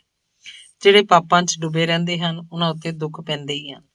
ਜਦੋਂ ਇਨਸਾਨ ਇਹ ਸਮਝਣ ਲੱਗਦਾ ਹੈ ਕਿ ਹਰੇਕ ਪਾਪ ਵਾਸਤੇ, ਭਾਵੇਂ ਉਹਦੇ ਮਨ ਦਾ ਹੋਵੇ ਜਾਂ ਕਰਮ ਦਾ, ਉਹਨੂੰ ਉਹਦੇ ਅਨੁਰੂਪ ਕੁਝ ਨਾ ਕੁਝ ਦੁੱਖ ਉਠਾਉਣਾ ਪੈਂਦਾ ਹੈ, ਤਾਂ ਉਹ ਦੂਸਰਿਆਂ ਦੀ ਨਿੰਦਿਆ ਕਰਨਾ ਛੱਡ ਦਿੰਦਾ ਹੈ। ਸਗੋਂ ਪਾਪਾਂ ਵਿੱਚ ਪੈਦਾ ਹੋਏ ਕਸ਼ਟਾਂ ਨੂੰ ਵੇਖ ਕੇ ਹਮਦਰਦੀ ਨਾਲ ਭਰ ਜਾਂਦਾ ਹੈ। ਇਸ ਹਾਲਤ ਵਿੱਚ ਉਹ ਉਦੋਂ ਹੀ ਪਹੁੰਚਦਾ ਹੈ ਜਦੋਂ ਉਹ ਆਪਣੇ ਆਪ ਨੂੰ ਪਵਿੱਤਰ ਤੇ ਸ਼ੁੱਧ ਬਣਾ ਲੈਂਦਾ ਹੈ। ਜਦੋਂ ਇਨਸਾਨ ਆਪਣੇ ਮਾਨਸਿਕ ਵਿਕਾਰਾਂ ਨੂੰ ਸ਼ੁੱਧ ਕਰ ਲੈਂਦਾ ਹੈ ਤਾਂ ਆਪਣੀਆਂ ਸਵਾਰਥੀ ਲਾਲਸਾਵਾਂ ਦਾ ਰੁਖ ਬਦਲ ਲੈਂਦਾ ਹੈ, ਆਪਣੀਆਂ ਹੰਕਾਰ ਭਰੀਆਂ ਦੁਰਬਿਰਤੀਆਂ ਨੂੰ ਆਪਣੇ ਪੈਰ ਦੇ ਹੇਠਾਂ ਦਬਾ ਲੈਂਦਾ ਹੈ। ਫਿਰ ਉਹ ਮਾਨਵੀ ਅਨੁਭਵਾਂ ਦੀ ਗਹਿਰਾਈ ਤੱਕ ਬਹਿ ਜਾਂਦਾ ਹੈ। ਉਹ ਸਭ ਕਿਸਮ ਦੇ ਪਾਪਾਂ, ਕਸ਼ਟਾਂ, ਦੁੱਖਾਂ, ਦੁਰਵਿਚਾਰਾਂ, ਦੁਰਕਰਮਾਂ ਨੂੰ ਪੂਰੀ ਤਰ੍ਹਾਂ ਮਹਿਸੂਸ ਕਰ ਲੈਂਦਾ ਹੈ ਤੇ ਉਦੋਂ ਕੁਦਰਤ ਦੇ ਵਿਧਾਨ ਨੂੰ ਸਮੁੱਚੇ ਰੂਪ 'ਚ ਸਮਝ ਲੈਂਦਾ ਹੈ। ਸਮੁੱਚਾ ਆਤਮ ਨਿਯੰਤਰਣ ਹੀ ਸਮੁੱਚਾ ਗਿਆਨ ਹੈ। ਉੱਥੋਂ ਹੀ ਸੱਚੀ ਹਮਦਰਦੀ ਫੁੱਟਦੀ ਹੈ। ਜਿਹੜਾ ਇਨਸਾਨ ਦੂਸਰਿਆਂ ਨੂੰ ਪਵਿੱਤਰ ਹਿਰਦੇ ਨਾਲ ਵੇਖਦਾ ਹੈ, ਉਹਨਾਂ ਲਈ ਹਮਦਰਦੀ ਰੱਖਦਾ ਹੈ, ਉਹਨਾਂ ਨੂੰ ਕੋਈ ਪਰਾਇਆ ਨਹੀਂ ਸਮਝਦਾ, ਸਗੋਂ ਉਹਨਾਂ ਨੂੰ ਆਪਣਾ ਅੰਗ ਹੀ ਸਮਝਦਾ ਹੈ, ਉਹ ਦੂਸਰਿਆਂ ਦੇ ਪਾਪਾਂ, ਕਸ਼ਟਾਂ ਤੇ ਦੁੱਖਾਂ ਨੂੰ ਵੇਖ ਕੇ ਸੋਚਦਾ ਹੈ ਇਹ ਉਹੀ ਪਾਪ ਕਰ ਰਹੇ ਹਨ ਜਿਹੋ ਜਿਹੇ ਮੈਂ ਕੀਤੇ ਸੀ, ਉਹੋ ਜਿਹੇ ਕਸ਼ਟ ਝੱਲ ਰਹੇ ਹਨ ਜਿਹੋ ਜਿਹੇ ਮੈਂ ਝੱਲੇ ਸੀ। ਇਹ ਉਸੇ ਤਰ੍ਹਾਂ ਹੀ ਦੁਖੀ ਹਨ ਜਿਵੇਂ ਕਦੀ ਮੈਂ ਸਾਂ, ਤੇ ਜਿਵੇਂ ਅੰਤ ਵਿੱਚ ਮੈਨੂੰ ਇਹਨਾਂ ਸਾਰੀਆਂ ਬੁਰਾਈਆਂ ਤੋਂ ਛੁਟਕਾਰਾ ਮਿਲ ਗਿਆ ਸੀ, ਉਸੇ ਤਰ੍ਹਾਂ ਇਹ ਵੀ ਇੱਕ ਦਿਨ ਇਹਨਾਂ ਸਭ ਤੋਂ ਮੁਕਤ ਹੋ ਜਾਣਗੇ। ਅਸਲ 'ਚ ਭਲਾ ਤੇ ਸੂਝਵਾਨ ਵਿਅਕਤੀ ਉਹ ਹੈ ਜਿਹੜਾ ਕਿਸੇ ਨਾਲ ਪੱਖਪਾਤ ਦੀ ਭਾਵਨਾ ਨਹੀਂ ਰੱਖਦਾ। ਅਜਿਹਾ ਵਿਅਕਤੀ ਸਭ ਨਾਲ ਹਮਦਰਦੀ ਰੱਖਦਾ ਹੈ, ਦੂਸਰਿਆਂ ਦੇ ਨੁਕਸ ਨਹੀਂ ਕੱਢਦਾ, ਨਾ ਉਹਨਾਂ ਦੀ ਨਿੰਦਿਆ ਹੀ ਕਰਦਾ ਹੈ। ਦਰਅਸਲ ਉਹ ਤਾਂ ਪਾਪੀ ਦੇ ਉਸ ਪਾਪ ਨੂੰ ਪਛਾਣ ਲੈਂਦਾ ਜਿਸ ਨਾਲ ਉਹ ਪਾਪੀ ਫੁੱਲਿਆ ਨਹੀਂ ਸਮਾਉਂਦਾ ਤੇ ਉਹਦਾ ਬੁਰਾ ਨਤੀਜਾ ਨਹੀਂ ਜਾਣਦਾ ਕਿ ਅੰਤ 'ਚ ਉਹਨੂੰ ਉਸ ਬੁਰਾਈ ਦੇ ਕਾਰਨ ਕਿੰਨਾ ਕਸ਼ਟ ਝੱਲਣਾ ਪਏਗਾ। ਜਿੰਨੀ ਦੂਰ ਤੱਕ ਮਨੁੱਖ ਦੀ ਬੁੱਧੀ ਜਾਂਦੀ ਹੈ, ਆਪਣੀ ਹਮਦਰਦੀ ਦਾ ਦਾਇਰਾ ਉੱਥੋਂ ਤੱਕ ਹੀ ਵਧਾ ਸਕਦਾ ਹੈ, ਅੱਗੇ ਨਹੀਂ। ਇਨਸਾਨ ਜਿੰਨਾ ਜ਼ਿਆਦਾ ਨਿਮਰ ਤੇ ਦਿਆਲੂ ਹੁੰਦਾ ਜਾਂਦਾ ਹੈ, ਓਨਾ ਹੀ ਜ਼ਿਆਦਾ ਉਹ ਸੂਝਵਾਨ ਹੁੰਦਾ ਜਾਂਦਾ ਹੈ।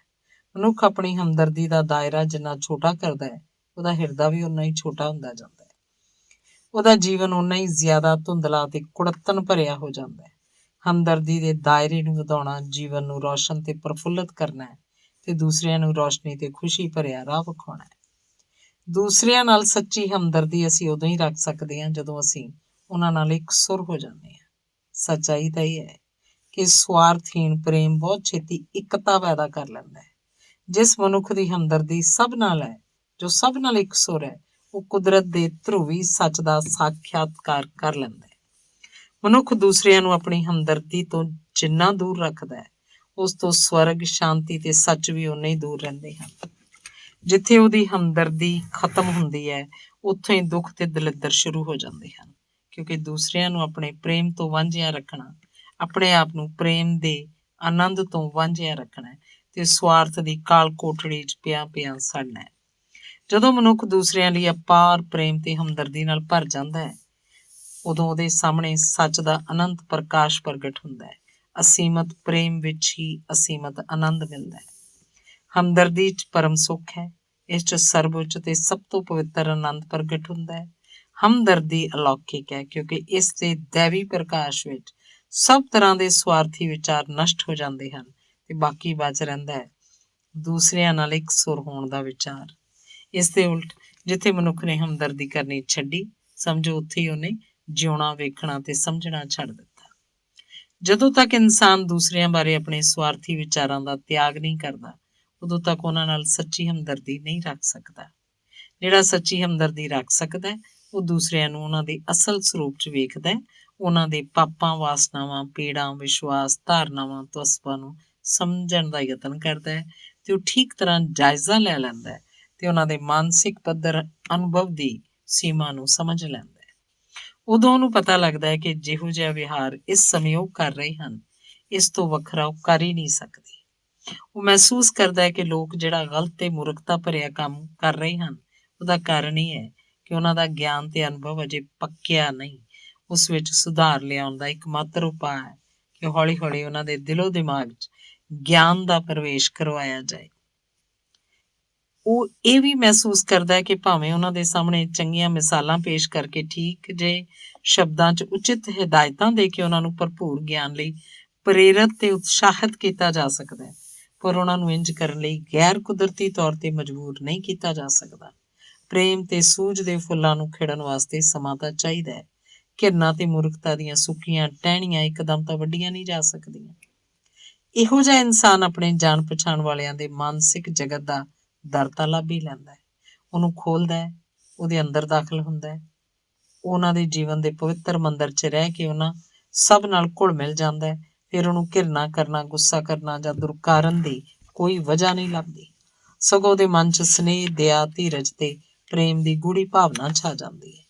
ਇਹੋ ਜਿਹਾ ਇਨਸਾਨ ਇਹ ਮਹਿਸੂਸ ਕਰਦਾ ਹੈ ਕਿ ਉਹਨਾਂ ਵਿੱਚੋਂ ਹੀ ਇੱਕ ਹੈ, ਦੂਸਰੇ ਲੋਕ ਹੋਰ ਕੋਈ ਨਹੀਂ, ਉਹਦੇ ਵਰਗੇ ਹੀ ਇਨਸਾਨ ਹਨ। ਦੂਸਰੇ ਲੋਕਾਂ ਦਾ ਸੁਭਾਅ ਵੀ ਉਹਦੇ ਸੁਭਾਅ ਵਰਗਾ ਹੈ, ਸਿਰਫ 19-20 ਦਾ ਫਰਕ ਹੈ। ਇਹੋ ਜਿਹਾ ਬੰਦਾ ਦੂਜਿਆਂ ਨੂੰ ਪਾਪ ਕਰਦਿਆਂ ਵੇਖਦਾ ਹੈ ਤਾਂ ਆਪਣੇ ਮਨ ਨੂੰ ਟੋਂਦਾ ਤੇ ਮਹਿਸੂਸ ਕਰਦਾ ਹੈ ਕਿ ਪਾਪ ਦੀ ਉਹੋ ਜਿਹੀ ਬਿਰਤੀ ਉਸ ਵਿੱਚ ਵੀ ਹੈ, ਪਰ ਸੰਭਵ ਤੌਰ ਤੇ ਉਹਨੇ ਪਾਪ ਦੀ ਬਿਰਤੀ ਉੱਤੇ ਨਿਯੰਤਰਣ ਕਰ ਲਿਆ ਹੈ। ਜਦੋਂ ਉਹ ਦੂਜਿਆਂ ਨੂੰ ਪੁੰਨ ਕਰਦਿਆਂ ਵੇਖਦਾ ਤਾਂ ਮਹਿਸੂਸ ਕਰਦਾ ਹੈ ਕਿ ਪੁੰਨ ਕਰਨ ਦੀ ਬਿਰਤੀ ਉਸ ਵਿੱਚ ਵੀ ਹੈ, ਪਰ ਸ਼ਾਇਦ ਉਹ ਇੰਨੀ ਪੱਕੀ ਤੇ ਸ਼ਕਤੀਸ਼ਾਲੀ ਨਹੀਂ। ਇੱਕ ਵਿਅਕਤੀ ਦਾ ਪਾਪ ਸਭ ਦਾ ਪਾਪ ਹੈ, ਇੱਕ ਦਾ ਪੁੰਨ ਸਭ ਦਾ ਪੁੰਨ ਹੈ। ਕਿਸੇ ਵਿਅਕਤੀ ਨੂੰ ਦੂਸਰਿਆਂ ਤੋਂ ਅਲੱਗ ਨਹੀਂ ਕੀਤਾ ਜਾ ਸਕਦਾ। ਵਿਅਕਤੀਆਂ 'ਚ ਪਰਸਪਰ ਸੁਭਾਅ ਦਾ ਫਰਕ ਨਹੀਂ ਹੁੰਦਾ, ਸਗੋਂ ਫਰਕ ਹੁੰਦਾ ਹੈ ਸਿਰਫ ਅਵਸਥਾ ਦਾ।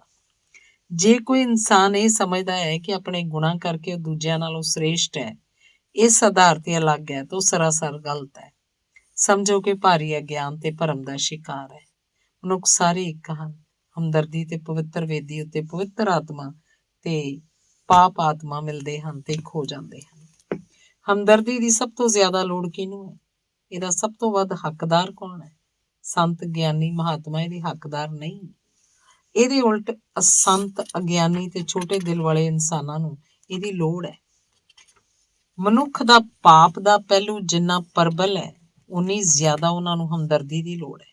ਈਸਾ ਮਸੀਹ ਦਾ ਕਥਨ ਹੈ, ਮੈਂ ਪਵਿੱਤਰ ਆਤਮਾਵਾਂ ਨੂੰ ਨਹੀਂ, ਸਗੋਂ ਪਾਪੀ ਆਤਮਾਵਾਂ ਨੂੰ ਪਛਚਾਤਾਪ ਕਰਵਾਉਣ ਲਈ ਆਇਆ ਹਾਂ। ਉਹੀ ਵਿਅਕਤੀ ਪਾਪੀ ਨੂੰ ਬੁਰਾ, ਘਿਰਨਤ ਤੇ ਨੀਚ ਕਹਿੰਦਾ ਜਿਹੜਾ ਉਸੇ ਵਰਗ ਦਾ ਹੁੰਦਾ ਹੈ। ਉਹ ਇਹ ਨਹੀਂ ਸਮਝ ਸਕਦਾ ਕਿ ਉਹਦੇ ਪਾਪ ਭਾਵੇਂ ਸ਼ਕਲ ਤੇ ਆਕਾਰ 'ਚ ਦੂਜੇ ਵਿਅਕਤੀ ਨਾਲੋਂ ਵੱਖਰੇ ਹਨ, ਪਰ ਹਨ ਤਾਂ ਆਖਰ ਪਾਪ ਹੀ। ਉਹਨੂੰ ਇਹ ਵੀ ਪਤਾ ਨਹੀਂ ਲੱਗਦਾ ਕਿ ਸਭ ਤਰ੍ਹਾਂ ਦੇ ਪਾਪ ਮੂਲੋਂ ਇੱਕ ਹਨ, ਸਿਰਫ ਉਹਨਾਂ ਦੇ ਰੂਪ 'ਚ ਫਰਕ ਹੁੰਦਾ ਹੈ। ਜਿਹੜਾ ਇਨਸਾਨ ਖੁਦ ਪਾਪ ਵਿੱਚ ਗ੍ਰਸਤ ਹੁੰਦਾ ਹੈ, ਉਹ ਦੂਜੇ ਪਾਪੀਆਂ ਦੀ ਨਿੰਦਾ ਕਰਦਾ ਹੈ। ਉਸ ਵਿੱਚ ਪਾਪ ਦੀ ਮਾਤਰਾ ਜਿੰਨੀ ਜ਼ਿਆਦਾ ਹੁੰਦੀ, ਉਸ 'ਚ ਘਿਰਨਾ ਤੇ ਨਿੰਦਿਆ ਦੀ ਬਿਰਤੀ ਵੀ ਉਨੀ ਵੱਧ ਹੁੰਦੀ ਹੈ। ਪਰ ਜਦੋਂ ਮਨੁੱਖ ਆਪਣੇ ਪਾਪਾਂ ਨੂੰ ਵੇਖ ਕੇ ਪਛਚਾਤਾਪ ਕਰਨ ਲੱਗ ਪੈਂਦਾ ਹੈ, ਇਸ ਤਰ੍ਹਾਂ ਪਵਿੱਤਰਤਾ ਤੇ ਗਿਆਨ ਦੇ ਉੱਜਲ ਪ੍ਰਕਾਸ਼ ਤੋਂ ਉੱਪਰ ਉੱਠਦਾ ਹੈ, ਉਦੋਂ ਦੂਸਰਿਆਂ ਦੀ ਨਿੰਦਿਆ ਕਰਨੀ ਛੱਡ ਦਿੰਦਾ ਹੈ, ਤਾਂ ਹੀ ਹੋਰਨਾਂ ਨਾਲ ਹਮਦਰਦੀ ਕਰਨਾ ਸਿੱਖਦਾ ਹੈ। ਜਿਹੜੇ ਲੋਕ ਲਾਲਸਾਗ੍ਰਸਤ ਹਨ, ਉਹੀ ਇੱਕ ਦੂਜੇ ਨਾਲ ਘਿਰਨਾ ਕਰਦੇ ਹਨ। ਇਹ ਕੁਦਰਤ ਦਾ ਅਟੱਲ ਨਿਯਮ ਹੈ। ਤੇ ਜੇ ਉਹ ਪਾਪੀ ਆਤਮਾ ਜਿਹਨੂੰ ਸਾਰੇ ਬੁਰਾ ਭਲਾ ਕਹਿੰਦੇ ਹਨ ਦੂਸਰਿਆਂ ਦੇ ਨਿੰਦਿਆ ਭਰੇ ਬੋਲਾਂ ਨੂੰ ਠੰਡੇ ਮਨ ਨਾਲ ਸੁਣਦਾ ਹੈ ਤੇ ਆਪਣੇ ਦੋਸ਼ਾਂ ਨੂੰ ਨਿਮਰਤਾ ਨਾਲ ਸਵੀਕਾਰ ਕਰਦਾ ਹੈ ਤੇ ਭਵਿੱਖ 'ਚ ਉਹਨਾਂ ਸਭ ਬੁਰਾਈਆਂ ਤੋਂ ਬਚਣ ਦਾ ਯਤਨ ਕਰਦਾ ਹੈ ਤਾਂ ਛੇਤੀ ਜੀਵਨ ਦੀ ਉੱਚੀ ਤੇ ਸ੍ਰੇਸ਼ਟ ਅਵਸਥਾ ਨੂੰ ਪ੍ਰਾਪਤ ਕਰਦਾ ਹੈ। ਜਿਹੜਾ ਅਸਲ 'ਚ ਭਲਾ ਲੋਕ ਹੈ ਉਹ ਕਿਸੇ ਨਾਲ ਘਿਰਨਾ ਨਹੀਂ ਕਰਦਾ। ਇਹੋ ਜਿਹਾ ਵਿਅਕਤੀ ਆਪਣੀਆਂ ਸਾਰੀਆਂ ਭੌਤਿਕ ਲਾਲਸਾਵਾਂ ਤੇ ਸਵਾਰਥੀ ਪੁਣੇ ਨੂੰ ਲਾਂਭੇ ਰੱਖ ਕੇ ਪ੍ਰੇਮ ਤੇ ਸ਼ਾਂਤੀ ਦੇ ਸ਼ਾਂਤ ਜਗਤ 'ਚ ਨਿਵਾਸ ਕਰਦਾ ਹੈ। ਸਭ ਤਰ੍ਹਾਂ ਦੇ ਪਾਪਾਂ ਤੇ ਉਹਨਾਂ ਤੋਂ ਪੈਦਾ ਹੋਏ ਕਸ਼ਟਾਂ ਤੇ ਦੁੱਖਾਂ ਨੂੰ ਪਛਾਣਦਾ ਹੈ। ਇਹੋ ਜਿਹਾ ਜਾਗਰੂਕ ਤੇ ਗਿਆਨਵਾਨ ਵਿਅਕਤੀ ਸਭ ਕਿਸਮ ਦੀਆਂ ਸਵਾਰਥੀ ਭਾਵਨਾਵਾਂ ਤੋਂ ਮੁਕਤ ਹੁੰਦਾ ਹੈ। ਉਹ ਦੂਸਰਿਆਂ ਨੂੰ ਉਹਨਾਂ ਦੀਆਂ ਅਸਲ ਸਥਿਤੀਆਂ 'ਚ ਵੇਖਦਾ ਹੈ। ਉਹਦਾ ਹਿਰਦਾ ਉਹਨਾਂ ਲਈ ਪਵਿੱਤਰ ਕਰੁਣਾ ਨਾਲ ਭਰ ਜਾਂਦਾ ਹੈ। ਜੇ ਕੋਈ ਉਹਦੀ ਨਿੰਦਿਆ ਕਰਦਾ ਹੈ, ਉਹਨੂੰ ਗਾਲ ਕੱਢਦਾ ਹੈ ਜਾਂ ਕੌੜੇ ਵਚਨ ਬੋਲਦਾ ਹੈ ਤਾਂ ਉਹ ਇਹ ਸਭ ਕੁਝ ਦੀ ਚਿੰਤਾ ਨਹੀਂ ਕਰਦਾ ਤੇ ਬਦਲੇ 'ਚ ਉਹਨਾਂ ਨਾਲ ਹਮਦਰਦੀ ਰੱਖਦਾ ਹੈ ਕਿਉਂਕਿ ਉਹ ਜਾਣਦਾ ਹੈ ਕਿ ਉਹ ਅਗਿਆਨਤਾ ਵੱਸ ਇੰਝ ਕਰਨ ਲਈ ਮਜਬੂਰ ਹਨ ਤੇ ਉਹਨਾਂ ਨੂੰ ਹੀ ਆਪਣੀ ਕਰਨੀ ਦਾ ਫਲ ਭੁਗਤਣਾ ਪਏਗਾ। ਜਿਨ੍ਹਾਂ ਨੂੰ ਤੁਸੀਂ ਇਸ ਵੇਲੇ ਘਿਰਨਾ ਕਰਦੇ ਹੋ ਜਾਂ ਜਿਹੜੇ ਤੁਹਾਡੀ ਬੁਰਾਈ ਕਰਦੇ ਹਨ ਉਹਨਾਂ ਨਾਲ ਤੁਸੀਂ ਆਤਮ ਸੰਜਮ ਤੇ ਗਿਆਨ ਨਾਲ ਪ੍ਰੇਮ ਤੇ ਹਮਦਰਦੀ ਕਰਨਾ ਸਿੱਖ ਸਕਦੇ ਹੋ। ਉਹਨਾਂ ਦੀ ਬੁਰਾਈ ਕਰਨ ਦੀ ਬਿਰਤੀ ਉੱਤੇ ਨਾ ਜਾਓ, ਸਗੋਂ ਆਪਣੇ ਮਨ 'ਚ ਝਾਕੋ। ਸ਼ਾਇਦ ਤੁਹਾਡੇ ਮਨ 'ਚ ਕੋਈ ਕੁੜੱਤਣ, ਕਠੋਰਤਾ ਜਾਂ ਦੁਰਭਾਵਨਾ ਦੀ ਬਿਰਤੀ ਹੋਵੇ ਤੇ ਜਦੋਂ ਤੁਸੀਂ ਆਪਣੀਆਂ ਤਰੁੱਟੀਆਂ ਨੂੰ ਸਮਝਣ ਲੱਗ ਪਾਓਗੇ ਤਾਂ ਦੂਸਰਿਆਂ ਦੀ ਬੁਰਾਈ ਕਰਨੀ ਛੱਡ ਕੇ ਆਤਮ ਤਾੜਨਾ ਕਰਨ ਲੱਗ ਪਾਓਗੇ। ਆਮ ਤੌਰ ਤੇ ਜਿਸ ਨੂੰ ਲੋਕ ਹਮਦਰਦੀ ਕਹਿੰਦੇ ਹਨ ਉਹ ਹਮਦਰਦੀ ਨਹੀਂ ਹੁੰਦੀ, ਸਗੋਂ ਸਹਿਜ ਸਨੇਹ ਹੁੰਦਾ ਹੈ। ਜਿਹੜੇ ਸਾਡੇ ਨਾਲ ਸਨੇਹ ਕਰਦੇ ਹਨ ਅਸੀਂ ਉਹਨਾਂ ਨਾਲ ਸਨੇਹ ਕਰੀਏ, ਇਹ ਤਾਂ ਇੱਕ ਮਾਨਵੀ ਸੁਭਾਅ ਦੀ ਗੱਲ ਹੈ। ਇਹਨੂੰ ਹਮਦਰਦੀ ਨਹੀਂ ਕਿਹਾ ਜਾ ਸਕਦਾ। ਇਸ ਦੇ ਉਲਟ ਮਹਾਨ ਹਮਦਰਦੀ ਹੈ ਉਸ ਨਾਲ ਪ੍ਰੇਮ ਕਰਨਾ ਜਿਹੜਾ ਤੁਹਾਡੇ ਨਾਲ ਪ੍ਰੇਮ ਨਹੀਂ ਕਰਦਾ। ਹਮਦਰਦੀ ਦਾ ਇੱਕ ਪਹਿਲੂ ਹੈ ਦਇਆ। ਦੁਨੀਆ 'ਚ ਦੁਖੀ ਤੇ ਬਿਪਤਾ ਮਾਰੇ ਲੋਕਾਂ ਦੇ ਦੁੱਖ ਦੂਰ ਕਰਨ ਲਈ ਜਾਂ ਉਹਨਾਂ ਨੂੰ ਪ੍ਰੇਰਨਾ ਤੇ ਉਤਸ਼ਾਹ ਦੇਣ ਲਈ ਦਇਆ ਦੀ ਲੋੜ ਹੈ। ਪਰ ਮਨ 'ਚ ਇਹਦੇ ਫੁੱਟਣ ਤੇ ਵਿਕਸਿਤ ਹੋਣ ਦਾ ਇੱਕ ਹੀ ਉਪਾਅ ਹੈ, ਉਹ ਹੈ ਸਭ ਤਰ੍ਹਾਂ ਦੀ ਕਠੋਰਤਾ ਤੇ ਨਿਰਦੈਤਾ, ਬਦਲਾ ਲੈਣ ਦੀ ਬਿਰਤੀ ਤੇ ਕ੍ਰੋਧ ਕਰਨ ਦੀ ਬਿਰਤੀ ਤੋਂ ਛੁਟਕਾਰਾ ਹਾਸਲ ਕਰਨਾ। ਹਮਦਰਦੀ ਦਾ ਦੂਜਾ ਪਹਿਲੂ ਹੈ ਦੂਜਿਆਂ ਨੂੰ ਆਪਣੇ ਤੋਂ ਜ਼ਿਆਦਾ ਸਫਲ ਵੇਖ ਕੇ ਖੁਸ਼ ਹੋਣਾ ਤੇ ਇਹ ਸਮਝਣਾ ਜਿਵੇਂ ਕਿ ਉਹਨਾਂ ਦੀ ਸਫਲਤਾ ਮੇਰੀ ਆਪਣੀ ਹੈ। ਦਰਅਸਲ ਉਹ ਵਿਅਕਤੀ ਧਨ ਹੈ ਜਿਹੜਾ ਸਭ ਤਰ੍ਹਾਂ ਦੀ ਈਰਖਾ ਤੇ ਦੋਖ ਤੋਂ ਮੁਕਤ ਹੈ ਤੇ ਆਪਣੇ ਨਾਲ ਦੁਸ਼ਮਣੀ ਰੱਖਣ ਵਾਲੇ ਵਿਅਕਤੀਆਂ ਦੀ ਸਫਲਤਾ ਤੇ ਖੁਸ਼ਹਾਲੀ ਨੂੰ ਵੇਖ ਕੇ ਖੁਸ਼ ਤੇ ਸੁਖੀ ਹੁੰਦਾ ਹੈ। ਹਮਦਰਦੀ ਦਾ ਇੱਕ ਹੋਰ ਦੈਵੀ ਰੂਪ ਹੈ ਆਪਣੇ ਤੋਂ ਛੋਟੇ ਤੇ ਕਮਜ਼ੋਰ ਪ੍ਰਾਣੀਆਂ ਦੀ ਰਾਖੀ ਕਰਨਾ। ਕੁਝ ਨਾ ਵਿਗਾੜ ਸਕਣ ਵਾਲੇ ਤੇ ਬੇਜ਼ੁਬਾਨ ਜੰਤੂਆਂ ਦੀ ਰਾਖੀ ਲਈ ਡੂੰਘੀ ਹਾਰਦਿਕ ਹਮਦਰਦੀ ਦੀ ਲੋੜ ਹੈ। ਸ਼ਕਤੀ ਦੀ ਸ਼ੋਭਾ ਦੂਸਰਿਆਂ ਦੀ ਰਾਖੀ ਕਰਨ ਦੀ ਸਮਰੱਥਾ ਵਿੱਚ ਹੈ, ਉਹਨਾਂ ਦਾ ਨਾਸ ਕਰਨ ਦੀ ਹਿਮਾਕਤ ਵਿੱਚ ਨਹੀਂ। ਜੀਵਨ ਦੀ ਸਾਰਥਕਤਾ ਕਮਜ਼ੋਰ ਜੀਵਾਂ ਦੇ ਨਿਰਦਈ ਸੰਹਾਰ ਵਿੱਚ ਨਹੀਂ, ਸਗੋਂ ਉਹਨਾਂ ਦੇ ਪਾਲਣ ਪੋਸ਼ਣ ਵਿੱਚ ਹੈ। ਦੂਸਰਿਆਂ ਲਈ ਹਮਦਰਦੀ ਰੱਖਣ ਨਾਲ ਅਸੀਂ ਦੂਜਿਆਂ ਦੀ ਹਮਦਰਦੀ ਵੀ ਪ੍ਰਾਪਤ ਕਰਦੇ ਹਾਂ। ਦੂਸਰਿਆਂ ਨਾਲ ਕੀਤੀ ਹੋਈ ਹਮਦਰਦੀ ਕਦੇ ਵਿਅਰਥ ਨਹੀਂ ਜਾਂਦੀ। ਤੁੱਛ ਪ੍ਰਾਣੀ ਵੀ ਇਹਦੀ ਸਵਰਗੀ ਛੂਹ ਨਾਲ ਸ਼ੁਕਰਗੁਜ਼ਾਰ ਹੋ ਜਾਂਦਾ ਹੈ ਕਿਉਂਕਿ ਹਮਦਰਦੀ ਦੀ ਭਾਸ਼ਾ ਇਹੋ ਜਿਹੀ ਵਿਸ਼ਵ ਵਿਆਪੀ ਹੈ ਜਿਹਨੂੰ ਸਾਰੇ ਪ੍ਰਾਣੀ ਸਮਝਦੇ ਆ। ਦਰਅਸਲ ਦੂਜਿਆਂ ਨਾਲ ਜਦੋਂ ਅਸੀਂ ਹਮਦਰਦੀ ਕਰਦੇ ਹਾਂ ਤਾਂ ਸਾਡੇ ਹਿਰਦੇ 'ਚ ਇਹਦਾ ਭੰਡਾਰ ਭਰ ਜਾਂਦਾ ਹੈ ਜਿਸ ਨਾਲ ਸਾਡਾ ਜੀਵਨ ਸਫਲ ਤੇ ਖੁਸ਼ਹਾਲ ਹੋ ਜਾਂਦਾ ਹੈ। ਹਮਦਰਦੀ ਕਰਨ ਨਾਲ ਆਨੰਦ ਪ੍ਰਾਪਤ ਹੁੰਦਾ ਹੈ। ਇਸ ਦੇ ਉਲਟ ਹਮਦਰਦੀ ਨਾ ਕਰਨ ਨਾਲ ਆਨੰਦ ਜਾਂਦਾ ਰਹਿੰਦਾ ਹੈ। ਮਨੁੱਖ ਜਿੰਨਾ ਜ਼ਿਆਦਾ ਹਮਦਰਦੀ ਵਾਲਾ ਬਣਦਾ ਜਾਂਦਾ ਹੈ ਉਨਾ ਹੀ ਜ਼ਿਆਦਾ ਉਹ ਸੱਚੇ ਜੀਵਨ ਦੇ ਨੇੜੇ ਪਹੁੰਚਦਾ ਜਾਂਦਾ ਹੈ ਤੇ ਜਦੋਂ ਉਹਦਾ ਹਿਰਦਾ ਇੰਨਾ ਕੋਮਲ ਹੋ ਜਾਂਦਾ ਹੈ ਕਿ ਉਸ 'ਚ ਕੋਈ ਕਠੋਰ, ਕੌੜਾ ਜਾਂ ਕਰੂਰ ਵਿਚਾਰ ਨਹੀਂ ਆ ਸਕਦਾ ਤੇ ਉਹਦੇ ਸਥਾਈ ਆਨੰਦ ਨੂੰ ਘੱਟ ਨਹੀਂ ਕਰ ਸਕਦਾ ਤਾਂ ਅਸਲ 'ਚ ਉਦੋਂ ਹੀ ਉਹ ਸਵਾਰਥੀ ਆਨੰਦ ਵਿੱਚ ਸਮਾ ਜਾਂਦਾ ਹੈ। ਧੰਨਵਾਦ।